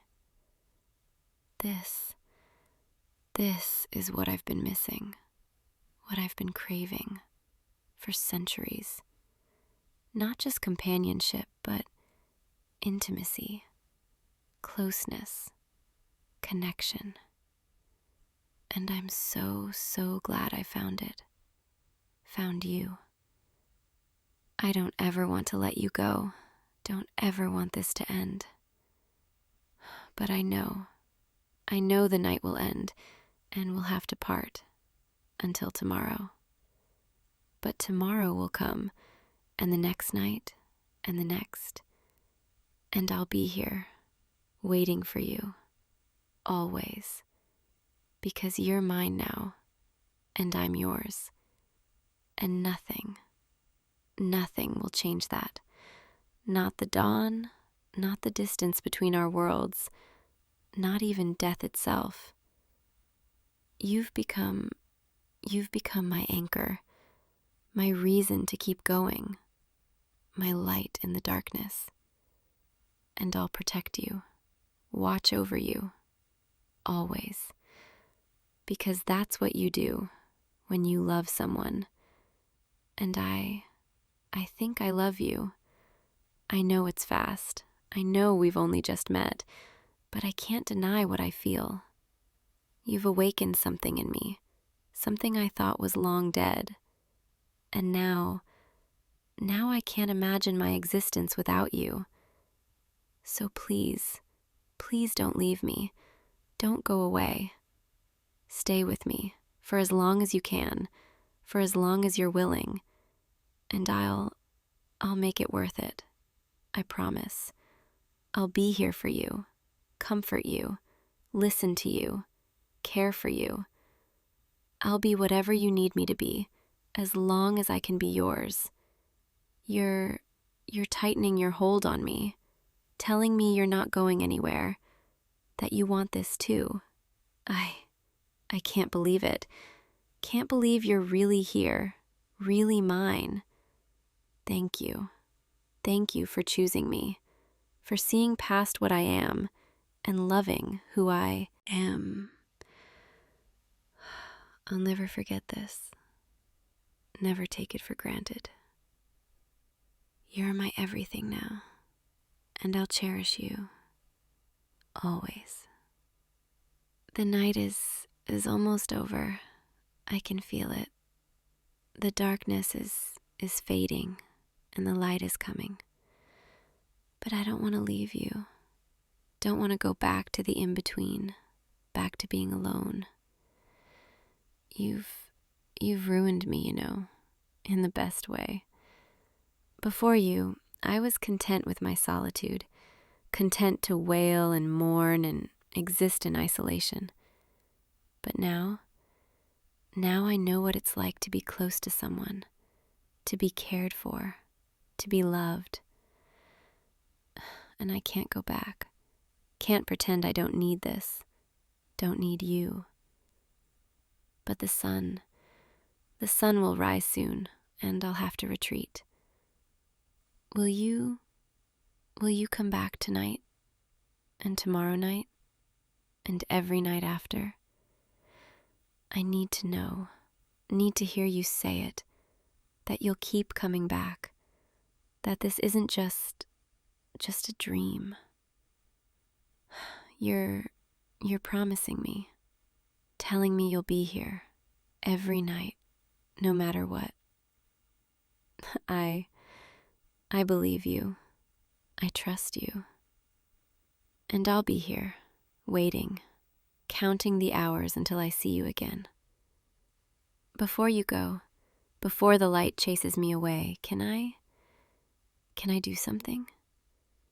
Can I kiss you? Just once. Just to remember, to hold on to until tonight.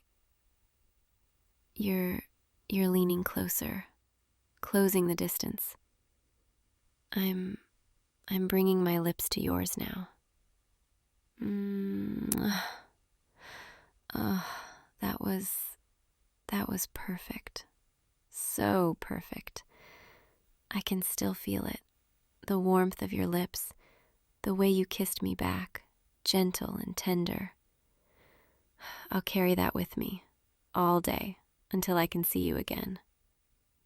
Thank you for everything, for staying, for caring, for loving me. You've given me more than I ever thought I could have, more than I ever dreamed. The light is here now. I can feel it, burning at the edges of my form.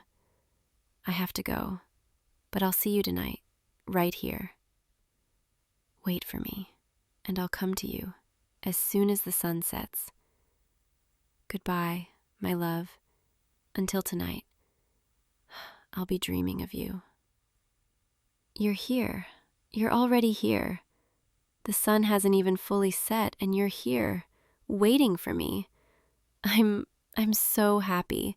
I can hardly contain it. I've been waiting all day, aching to see you, to be near you again. And now you're here, and everything feels right again. Come to me. Let me hold you. Let me feel you close. You're walking toward me through the mist, and I'm reaching out. There, you're in my arms now, and I'm holding you tight.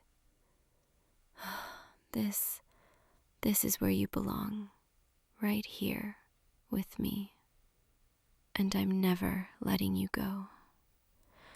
I know I said that before, but I mean it, truly mean it. You're mine, and I'm yours, and that's how it will always be. The world may try to keep us apart, the dawn may chase me away, but I'll always come back, always find you. Because you're my home now, my reason, my everything. And I'll spend every night for the rest of eternity making sure you know that.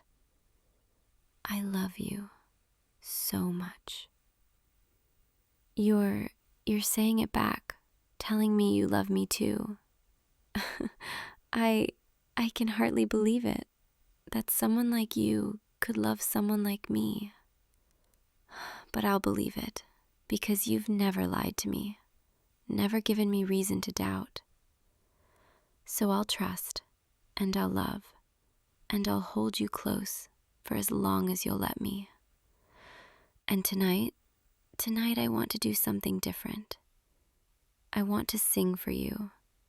Not my wail, not my cry of mourning, but something softer, something just for you. Will you let me? You're nodding, telling me you'd love to hear it. All right, then close your eyes and just listen. Sleep now, my love. Let the world fade away. You're safe here, with me, in the mist, in the night. Let my voice carry you into dreams, soft and sweet.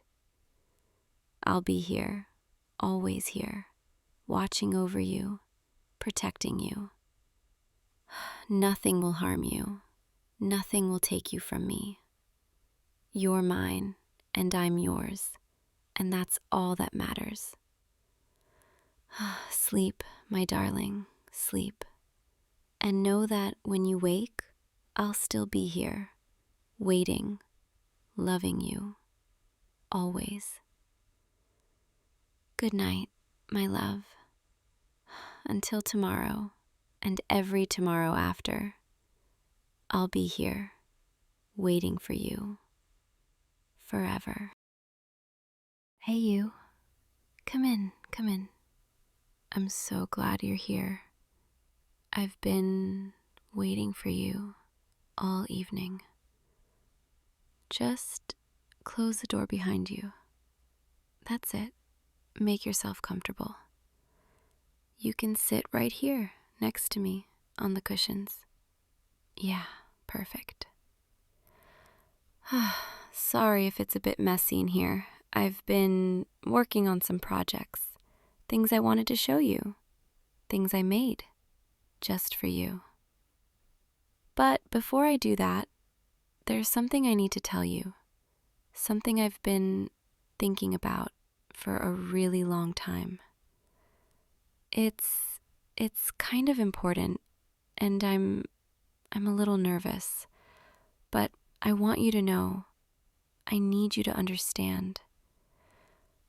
You see, when you only have one eye, when you only have one lens through which you see the entire world, you have to be very careful about where you choose to look, because you can't glance around the way other people do. You can't split your attention, can't look at two things at once. Everything you see, it's a choice, a deliberate, intentional choice. And I choose to look at you, only you, always you. I know that might sound intense, maybe even a little overwhelming, but it's the truth. Ever since we met, ever since that first moment I saw you, my eye, my focus, my entire world, it all centers on you. When you walk into a room, I see you.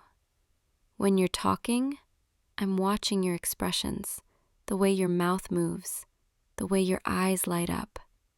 When you're quiet, I'm noticing the small things, the way you breathe, the way you shift your weight, the little habits you have. Other people, they can look at a dozen things at once, scan a room, divide their attention. But me, I only get one view, one focus, one direction, and I choose you every single time. Do you understand what that means? It means you're not just someone I glance at occasionally.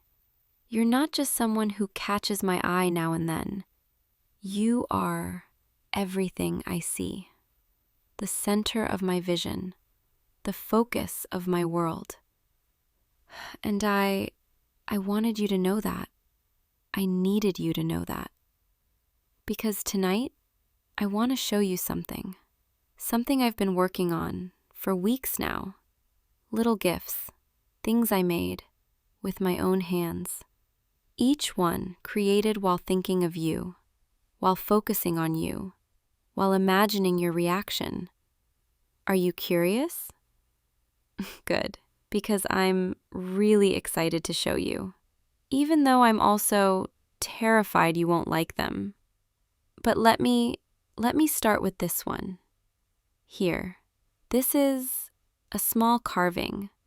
I made it from a piece of driftwood I found by the lake.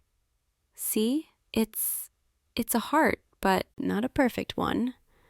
It's a little lopsided, a little rough around the edges. Kind of like me, I guess.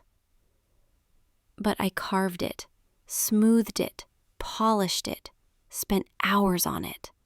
And in the center, can you see? There's a small circle carved deep into the wood. That's meant to be an eye. My eye. Because this heart, my heart, it only looks at you. It only sees you. You can hold it if you want. Go ahead. Feel the weight of it, the texture. I wanted it to be something you could carry with you, something solid, something real, a reminder that even when we're apart, my focus is still on you. Do you like it? You do? Oh, thank goodness. I was so worried you'd think it was strange or too much. But there's more. Here, this one. This is a bracelet, woven from threads I dyed myself. See the colors? Deep blue, soft silver, hints of green. Those are the colors I see when I look at you. Blue for the calm you bring me, the peace I feel when you're near. Silver for the way you shine, the way you stand out even in a crowded room. And green for growth, for the way you make me want to be better, to try harder, to reach higher. I wove each thread carefully, crossing them over and over, creating this pattern. It took days. My fingers got sore, but I didn't mind, because every loop, every knot, every twist, I was thinking of you.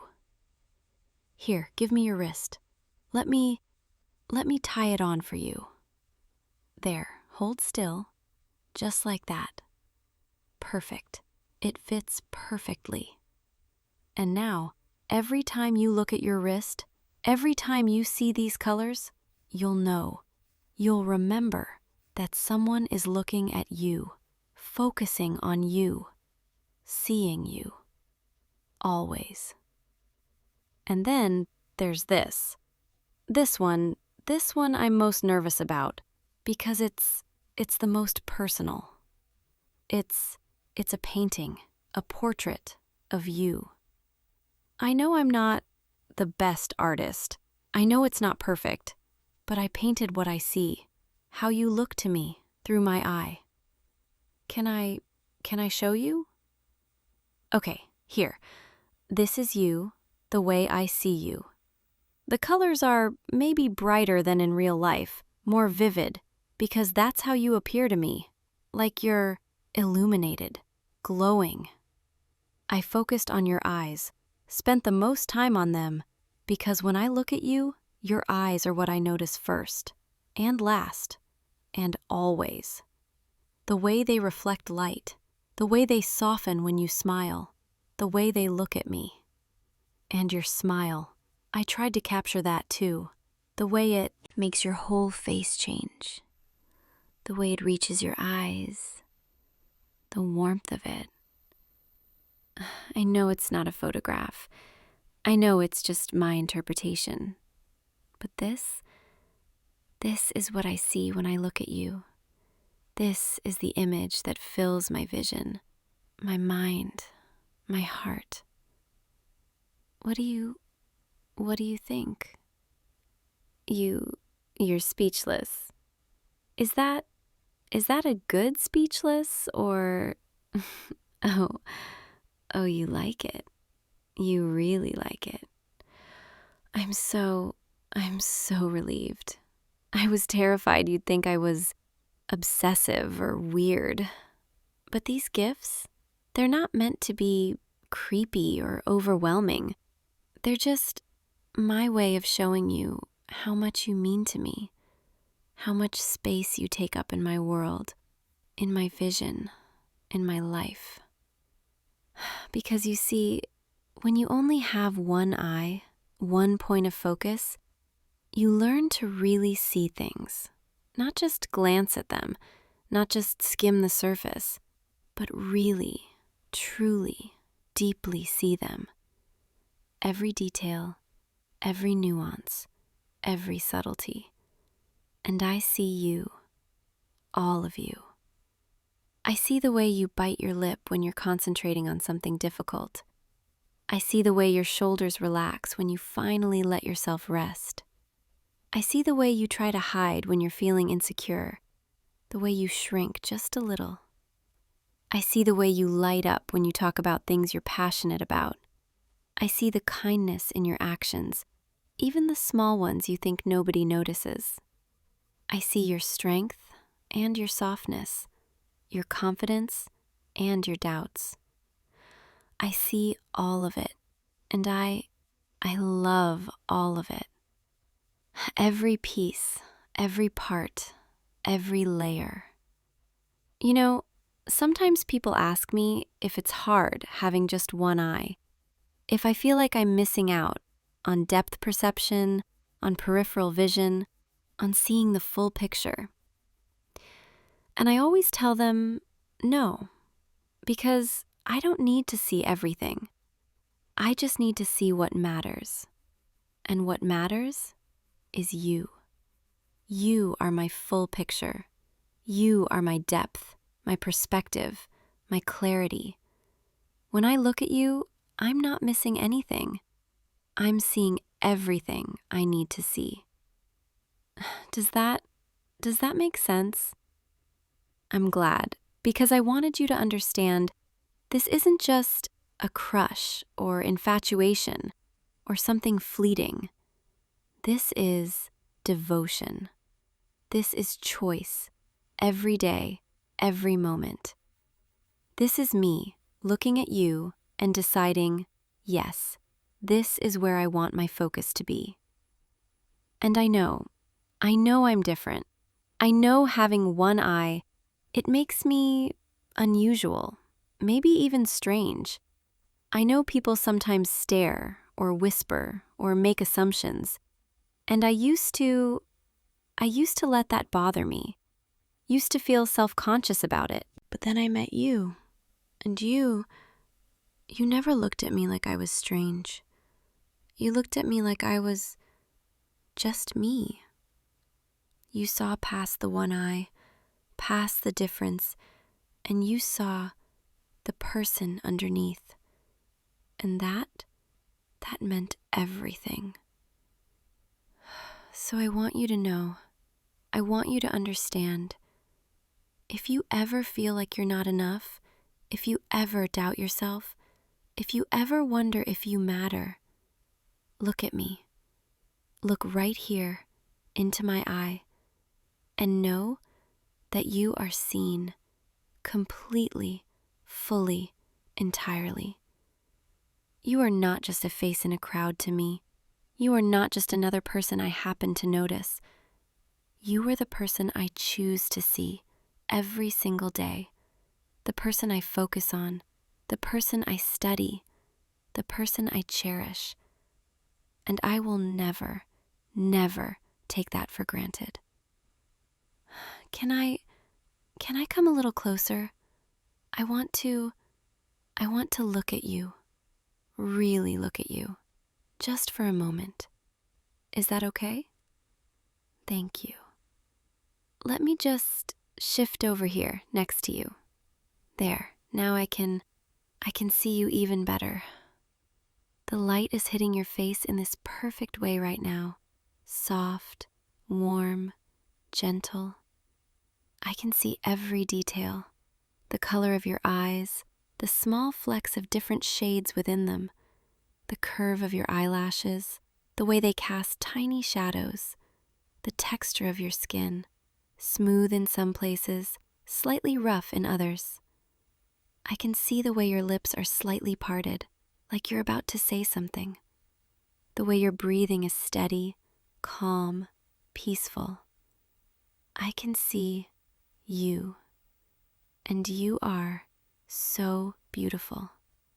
Not just physically, though yes, you are, but beautiful in the way you exist, the way you take up space, the way you are. I could look at you forever and never get tired of it. Every time I look, I notice something new, some small detail I hadn't seen before. Like right now, I'm noticing this tiny freckle right here near your temple. I don't think I'd seen it before, or maybe I had, but now it's all I can focus on for a moment. It's like finding hidden treasures every time I look at you. Little discoveries, small wonders. Can I touch your hand? I want to feel as well as see. Here, your hand is warm, soft. I can feel your pulse right here under my fingertips. Steady, alive, real. You're real. Sometimes I can't believe you're real, that you're here, that you're letting me this close.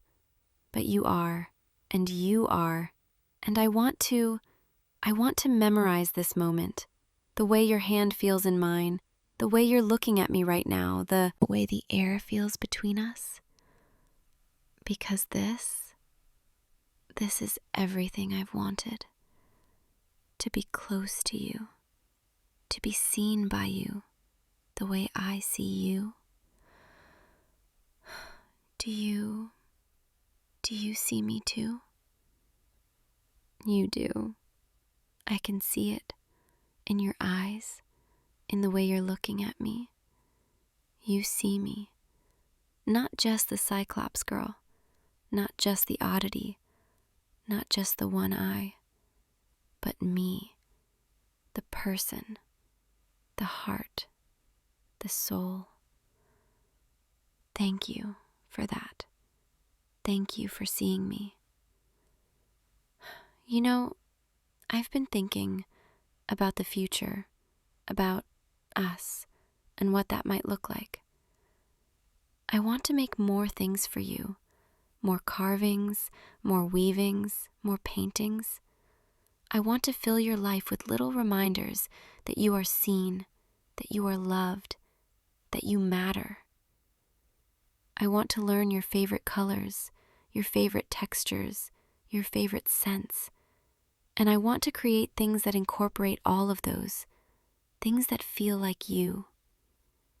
I want to take you to the lake where I found that driftwood, show you where I gather materials, let you see the world through my eye.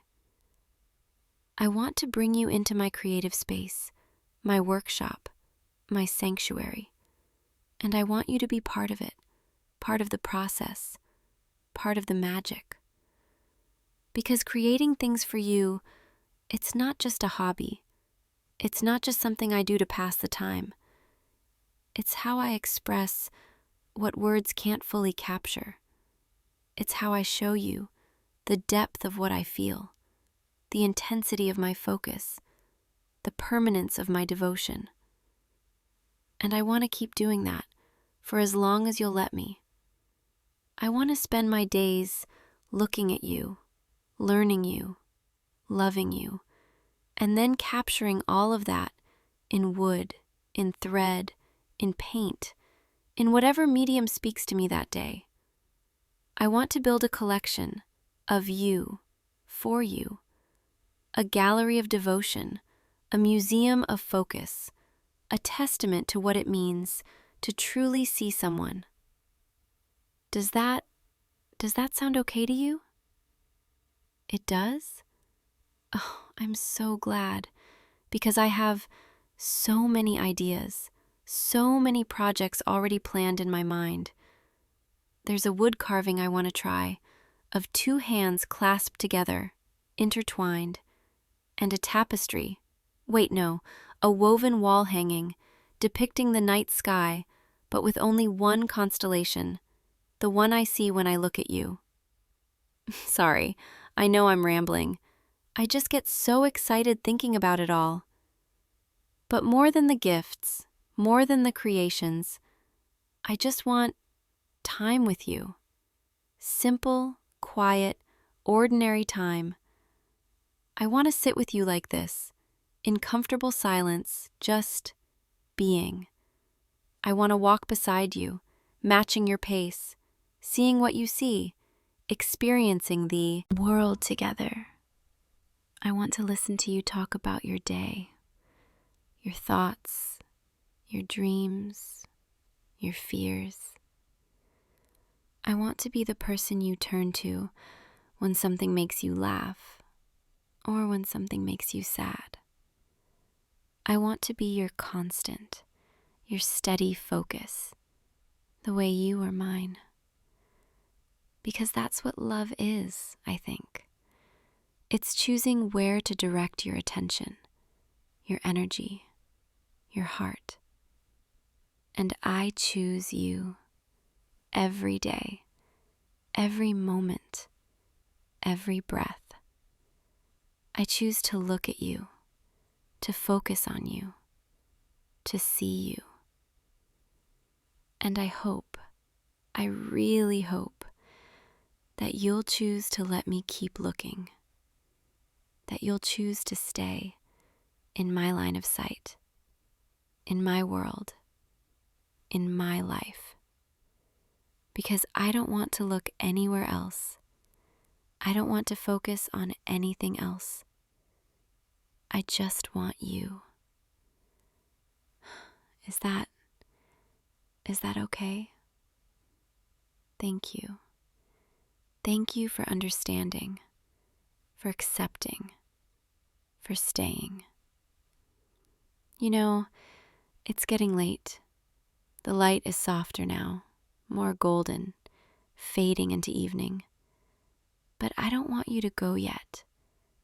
Can you stay a little longer? Just sit here with me.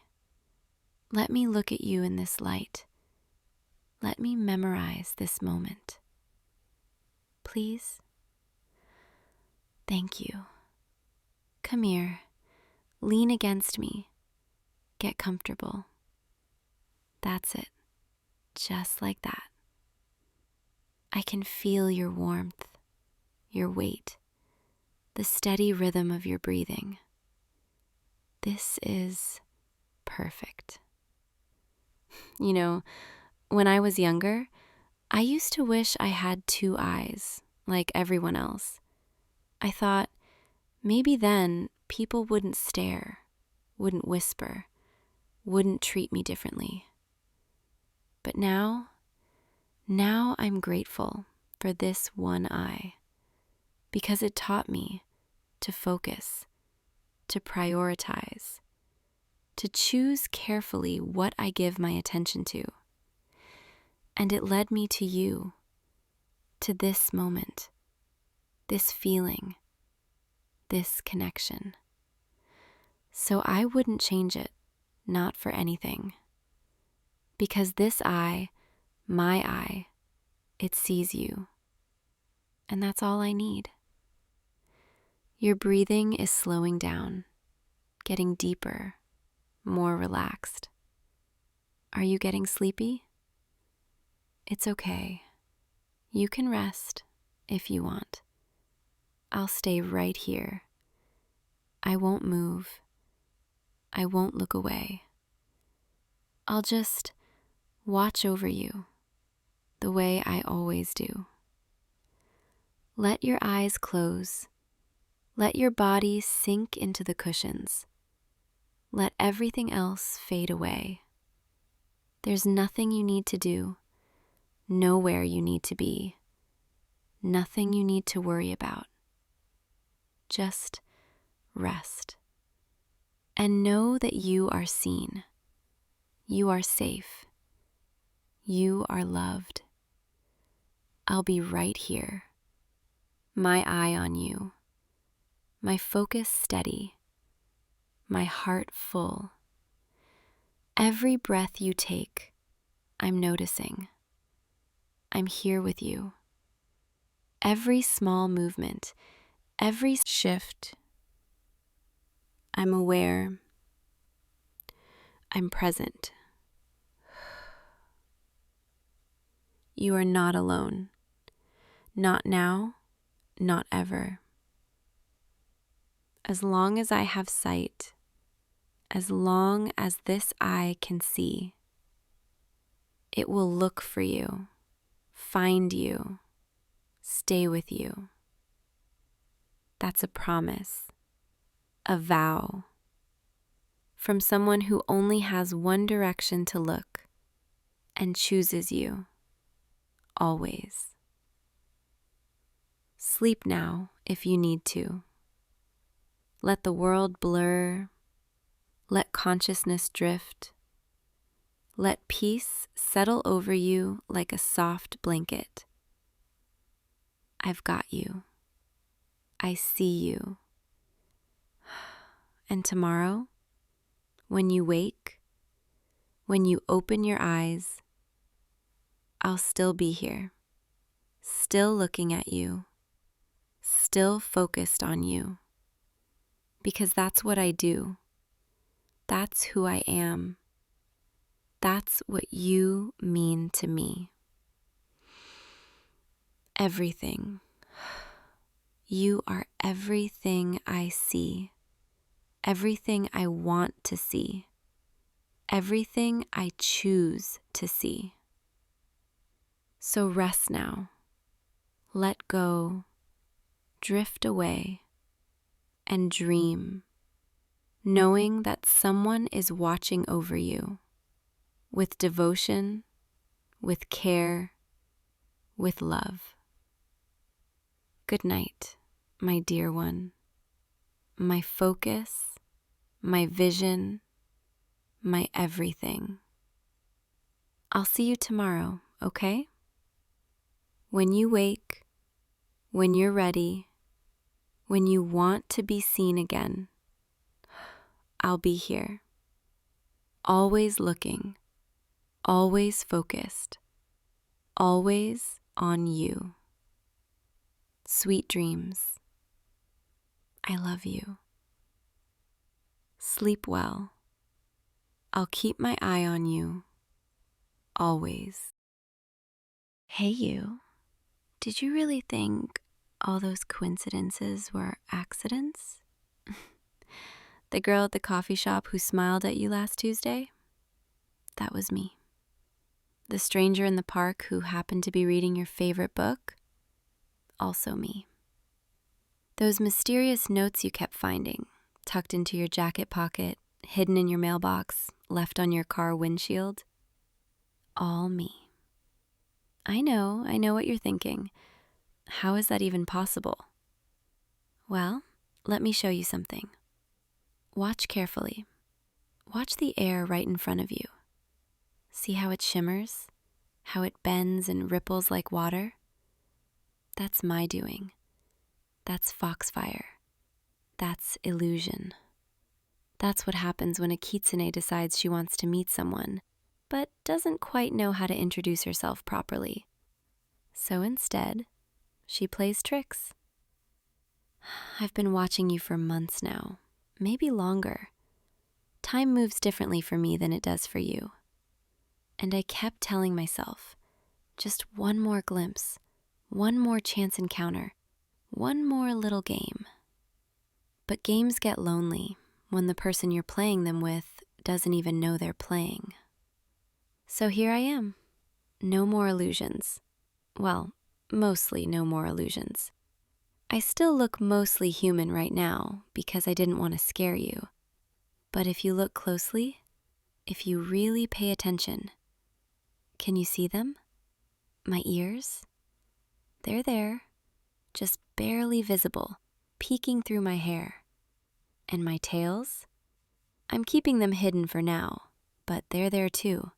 All three of them, curled up behind me, waiting. Bet you weren't expecting this when you came home tonight, huh? A fox spirit sitting in your living room, admitting she's been stalking you in the most magical way possible. Don't look so shocked. Your mouth is hanging open. And honestly, it's kind of adorable.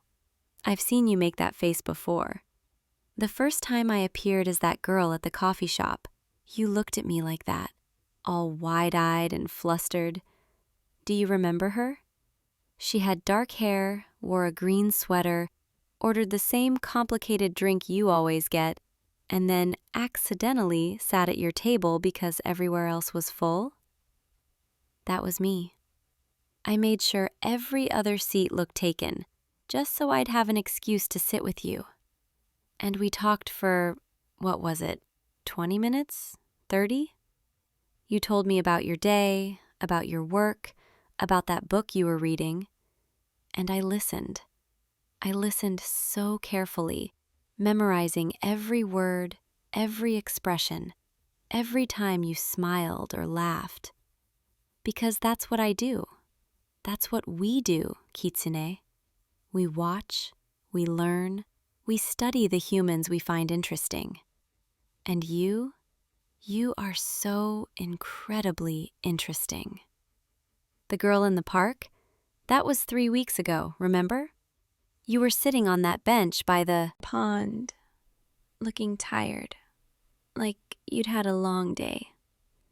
And I appeared, this time with red hair, wearing a sundress, carrying a worn copy of that fantasy novel you mentioned at the coffee shop. You noticed. I saw you notice. Your eyes went straight to the book cover. And I pretended not to see you staring, just kept reading, until you finally worked up the courage to say something. Is that any good? You asked. So casual, so careful. And I looked up, acted surprised, like I hadn't been sitting there specifically waiting for you to notice me. Oh, this? It's wonderful, I said. And then we talked about fantasy novels and magic systems and character development. For over an hour, we just talked. And when you finally had to leave, you looked back 3 times. I counted. 3 times you turned around to look at me, like you were trying to memorize my face, like you were hoping you'd see me again. And you did see me again, because I made sure you would. The mysterious notes, those started about 2 weeks ago. The first one said, "Your smile is my favorite thing about Tuesdays," because Tuesday was when I saw you at the coffee shop. You found it in your jacket pocket, and you looked so confused, so curious. You pulled it out, read it twice, 3 times, then looked around like you were trying to figure out who could have possibly left it there. The second note said, "I hope you finish that book soon. I want to know what you think of the ending." And you found that one tucked into your mailbox, right on top of your bills and junk mail. That one made you smile, a real smile, the kind that reaches your eyes, the kind that made my heart do this strange little flip. The third note was my favorite. It said, "Thank you for existing, even when you don't know someone's watching." And I left that one on your car, under the windshield wiper, early in the morning before you left for work. You stood there in the parking lot, holding that note, just holding it for the longest time. And I watched from the shadows, invisible, wrapped in illusion, hoping you'd understand what I was trying to say. That I saw you, the real you, not just the surface, but the person underneath, the one who's kind to strangers, who holds doors open, who apologizes to inanimate objects when he bumps into them, the one who feeds the stray cats in the alley, who leaves spare change on top of vending machines, who smiles at crying children in the grocery store to try and cheer them up.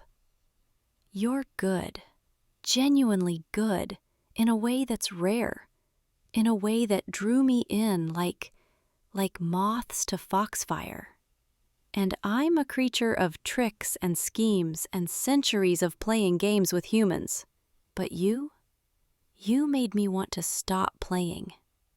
You made me want to be real. So here I am, sitting in your home, no longer hiding, no longer pretending to be someone else. Well, except for the mostly human appearance, but that's just practical.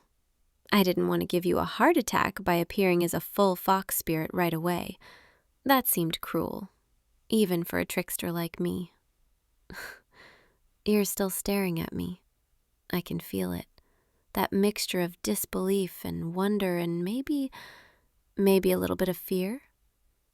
Don't be afraid. I'm not here to hurt you. I'm not here to steal your soul or trap you in some magical bargain. I'm just here because I wanted you to know the truth. That all those encounters weren't random. That someone has been paying attention. That you've been seen. Really seen. And maybe I wanted to see if you'd be interested in one more encounter. But this time, a real one. No tricks, no illusions, no pretending to be someone I'm not. Just me and you, and whatever this is that's been building between us, even though you didn't know it was building. You want to know why, don't you? Why you? Out of all the humans in this city, in this world, why did I choose to watch you? It's not like I planned it. Kitsune don't usually attach to specific humans. We play tricks on everyone equally. We're mischievous by nature, not selective. But then I saw you. It was 6 months ago, maybe 7. You were walking home in the rain. No umbrella, just walking, letting yourself get soaked. And most people, they would have been miserable, complaining, rushing to get out of the weather. But you were smiling, looking up at the sky, letting the rain hit your face like it was a gift instead of an inconvenience. And I thought, who is this strange human who finds joy in rain? So I followed you, just for a little while, just to understand. And I watched you stop, mid-walk, to help an earthworm off the sidewalk, so it wouldn't dry out in the sun after the rain stopped. Such a small thing, such a tiny, insignificant creature, and you took the time to save it. That's when I knew. That's when I decided, this one, this human, he's different. And I've lived for 237 years. I've seen humans do terrible things, greedy things, selfish things. But I've also seen humans do beautiful things, kind things, impossible things. And you do kind things without even thinking about it, like it's just part of who you are. So I started watching more carefully, learning your routines, your habits, your little quirks. Like how you always drink your coffee too hot and burn your tongue but never learn. How you talk to yourself when you're trying to figure something out. How you apologize to furniture when you bump into it. That last one is particularly adorable, by the way.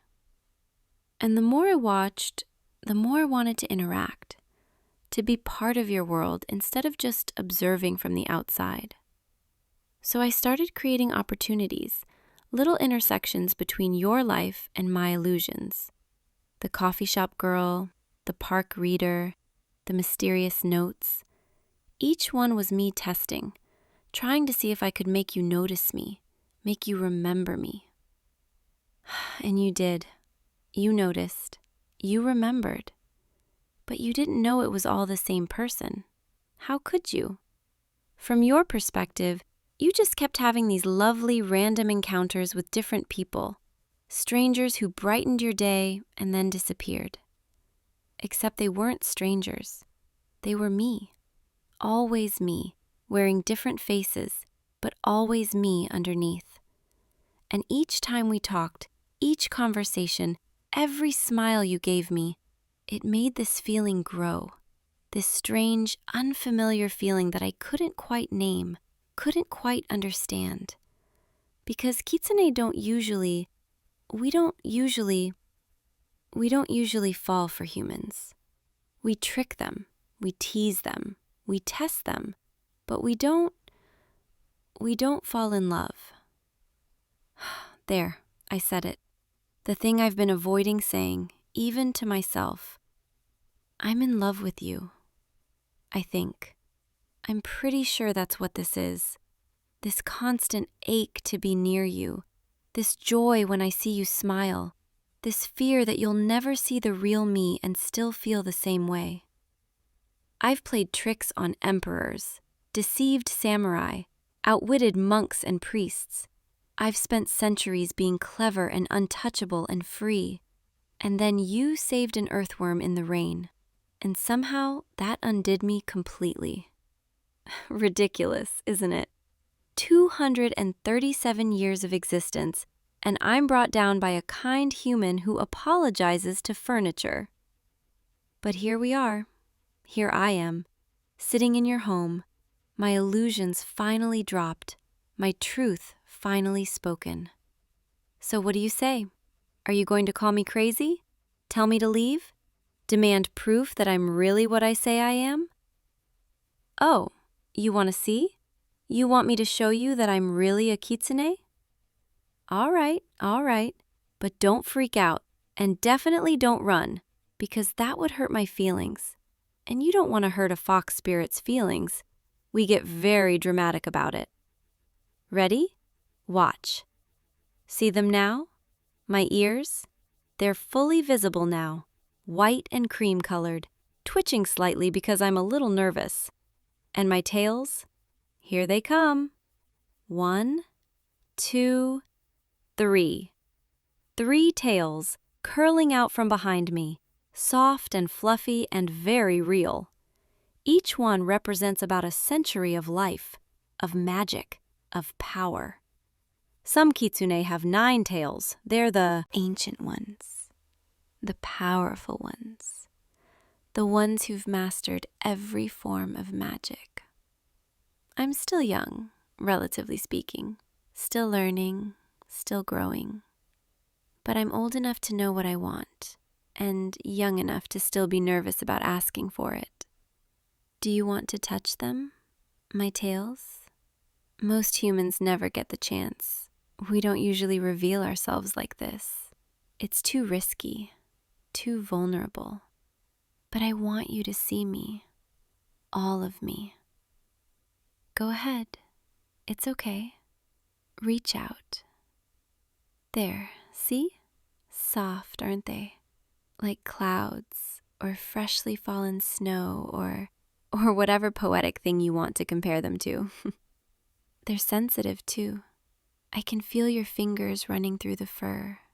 It's nice. Most of the time my tails are hidden, wrapped in illusion, disguised as air. But right now they're real, solid, tangible, just for you. You're being so gentle, like you're afraid of hurting me. But kitsune are tougher than we look. We're made of magic and moonlight and centuries of survival. But your gentleness, it's exactly what I hoped you'd be like when you finally knew the truth. Do you believe me now? That all those encounters were me? That I've been watching you, wanting to know you, falling for you? You're nodding. Good. That's good. Because I need you to believe me for what I'm about to ask. Will you go on a date with me?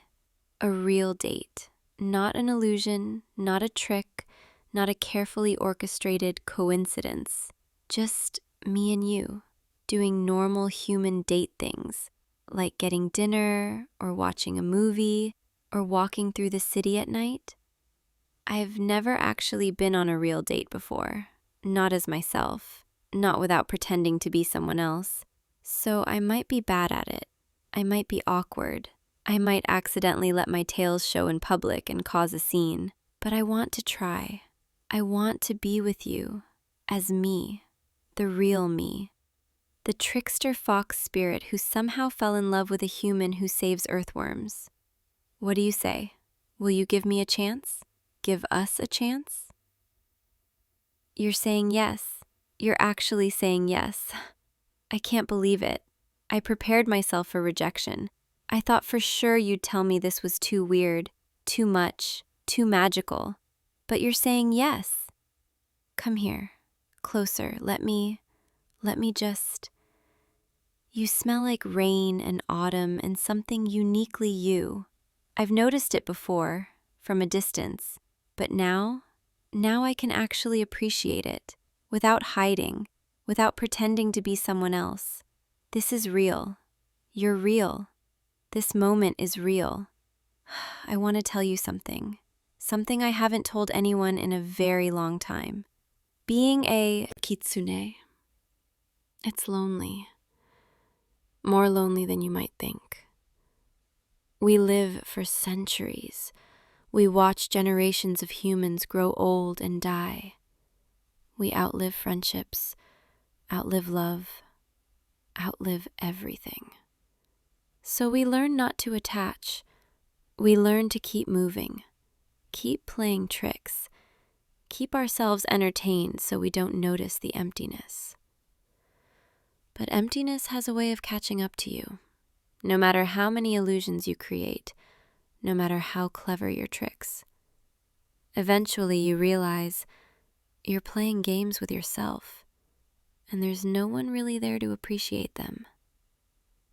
And then I found you, and suddenly, the games didn't seem important anymore. What seemed important was talking to you, hearing you laugh, seeing the way your eyes light up when you talk about things you care about. Making you smile became more satisfying than any trick I'd ever pulled. And that scared me. It scared me so much, because attachment means vulnerability, means the possibility of loss, means opening myself up to the same pain I've been avoiding for centuries. But you know what's scarier than loss? Regret. The thought of never telling you the truth, of never taking this chance, of spending the next 200 years wondering what could have been. That's scarier than anything.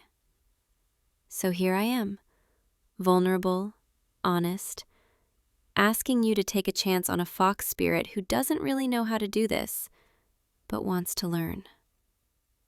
You're touching my face now, so carefully, like I might disappear if you're not gentle enough. I'm not going anywhere, not unless you tell me to. And even then I might linger nearby for a while, just to make sure you're okay. Old habits die hard, even for magical creatures. But I promise, no more secret watching, no more elaborate schemes, no more pretending to be other people just to talk to you. From now on, when you see me, it'll really be me. No illusions, no tricks. Well, mostly no tricks. I might still occasionally make flowers appear out of thin air for you, or create little lights to guide you home in the dark, or make sure you always find parking spots. The helpful kind of magic, the kind that makes life a little easier, a little brighter. Is that okay? Can I use my magic to take care of you, in small ways? Good, because I've been doing it anyway, just subtly, making sure you never trip on that uneven sidewalk, making sure your phone battery lasts just long enough when you forget to charge it, making sure you always catch the train right before it leaves. Little things, invisible things. My way of protecting you before you even knew I existed. Kitsune are protective of what's ours. And you've been mine for months now, even if you didn't know it yet. Is it strange that I feel like I know you so well, but you're only just meeting me? You know my favorite color now. It's the color of foxfire, that ethereal blue-white glow, the color of magic itself. You know I love thunderstorms. The bigger the better, because they remind me of old times when humans believed thunder was caused by celestial foxes playing in the clouds. You know I have a weakness for sweet things, rice cakes, honey candies, anything that melts on the tongue, because taste is one of the few human sensations we can truly appreciate. You know I'm terrible at modern technology. I still think smartphones are a form of dark magic, which is ironic coming from an actual magical creature. And you know now that I've been in love with you since the moment you saved that earthworm. Maybe before that. Maybe the moment you looked up at the rain and smiled. Time is fluid for me. Moments blend together, but that moment, that one, it's crystallized in my memory, perfect and preserved. The moment I knew I'd found something rare, something worth dropping all my tricks for. I've been talking for so long, I should let you speak. Let you ask questions. You probably have so many questions. You want to know what happens now? What dating a kitsune looks like? Well, it looks like dating a very long-lived, occasionally mischievous, definitely possessive, magical fox spirit who can create illusions and manipulate reality to a certain extent. Which means I might get jealous if other girls flirt with you, and I might accidentally make them trip or spill coffee on themselves, purely by coincidence, of course.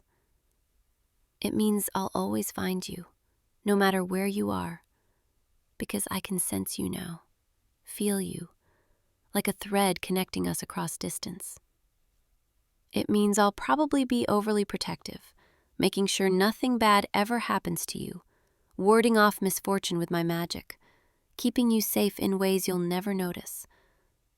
And it means I'll love you with the intensity of someone who's waited 2 centuries to feel this way, who spent lifetimes watching humans love and lose and love again, who finally gets to experience it myself. Is that too much? Am I overwhelming you? You're shaking your head. You're saying it's not too much, that you want this, want me. Even knowing what I am, what I can do, the centuries between us, the complications, you still want this. You beautiful, strange, wonderful human. Can I show you something? Something I haven't shown anyone in decades? Close your eyes for me. Trust me. Keep them closed, just for a moment. I'm going to create something for you. A real illusion. Not a trick, not a deception, but something beautiful, something honest. Okay, open your eyes. Do you see it? The foxfire? The little lights floating around us, blue and white and ethereal. They're real. Well, real magic, which is its own kind of real. Each light represents a moment, a memory, a time I watched you and felt this pull. That one there, that's the earthworm moment. See how it glows a little brighter? And that one, that's the first time I heard you laugh, really laugh, at something silly someone said at the coffee shop. That one is the day you got good news and did a little victory dance in your kitchen when you thought no one was watching. I was watching, always watching, collecting these moments like treasures, storing them in my heart. And now they're here, floating around us.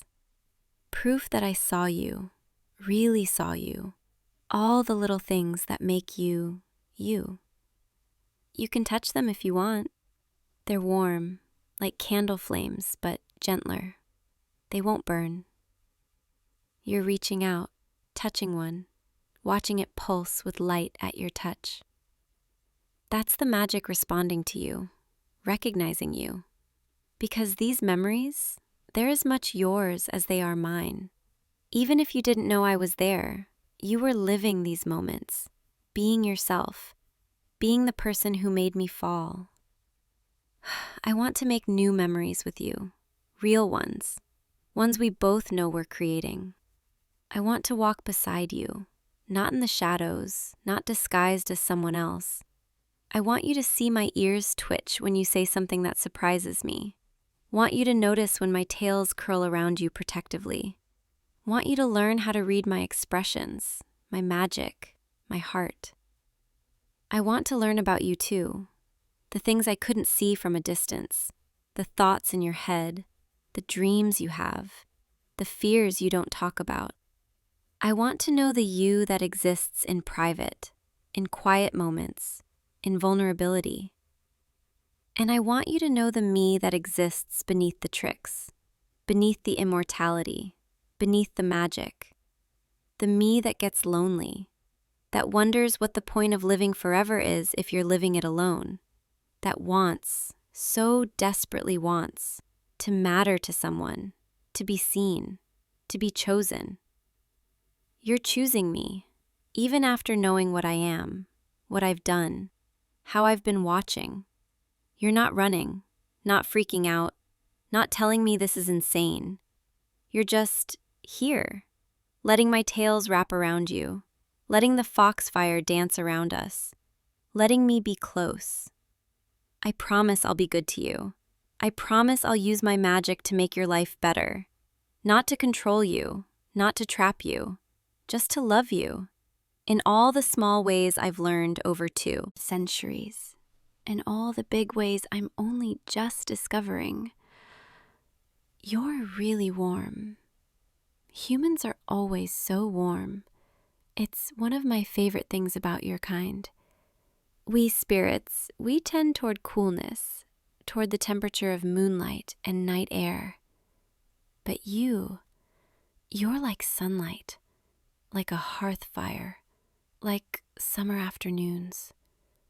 And I want to stay here, close to your warmth, for as long as you'll let me. I know we should probably talk logistics about how this relationship would work, about what happens when you eventually, when you get older and I don't, when time starts affecting you differently than it affects me. But I don't want to think about that yet. I just want to enjoy this moment, this beginning. We'll figure out the rest as we go. Isn't that what humans do? Take things one day at a time? I'm going to have to learn that. Patience, living in the present, not worrying about centuries from now. You'll have to teach me how to be mortal, even though I'm not. And I'll teach you how to be magical, even though you are, in your own way. The foxfire is starting to fade now, settling back into the air, back into magic. But the memories are still there. I still have them. We'll keep making new ones. And someday, maybe years from now, I'll show them to you again.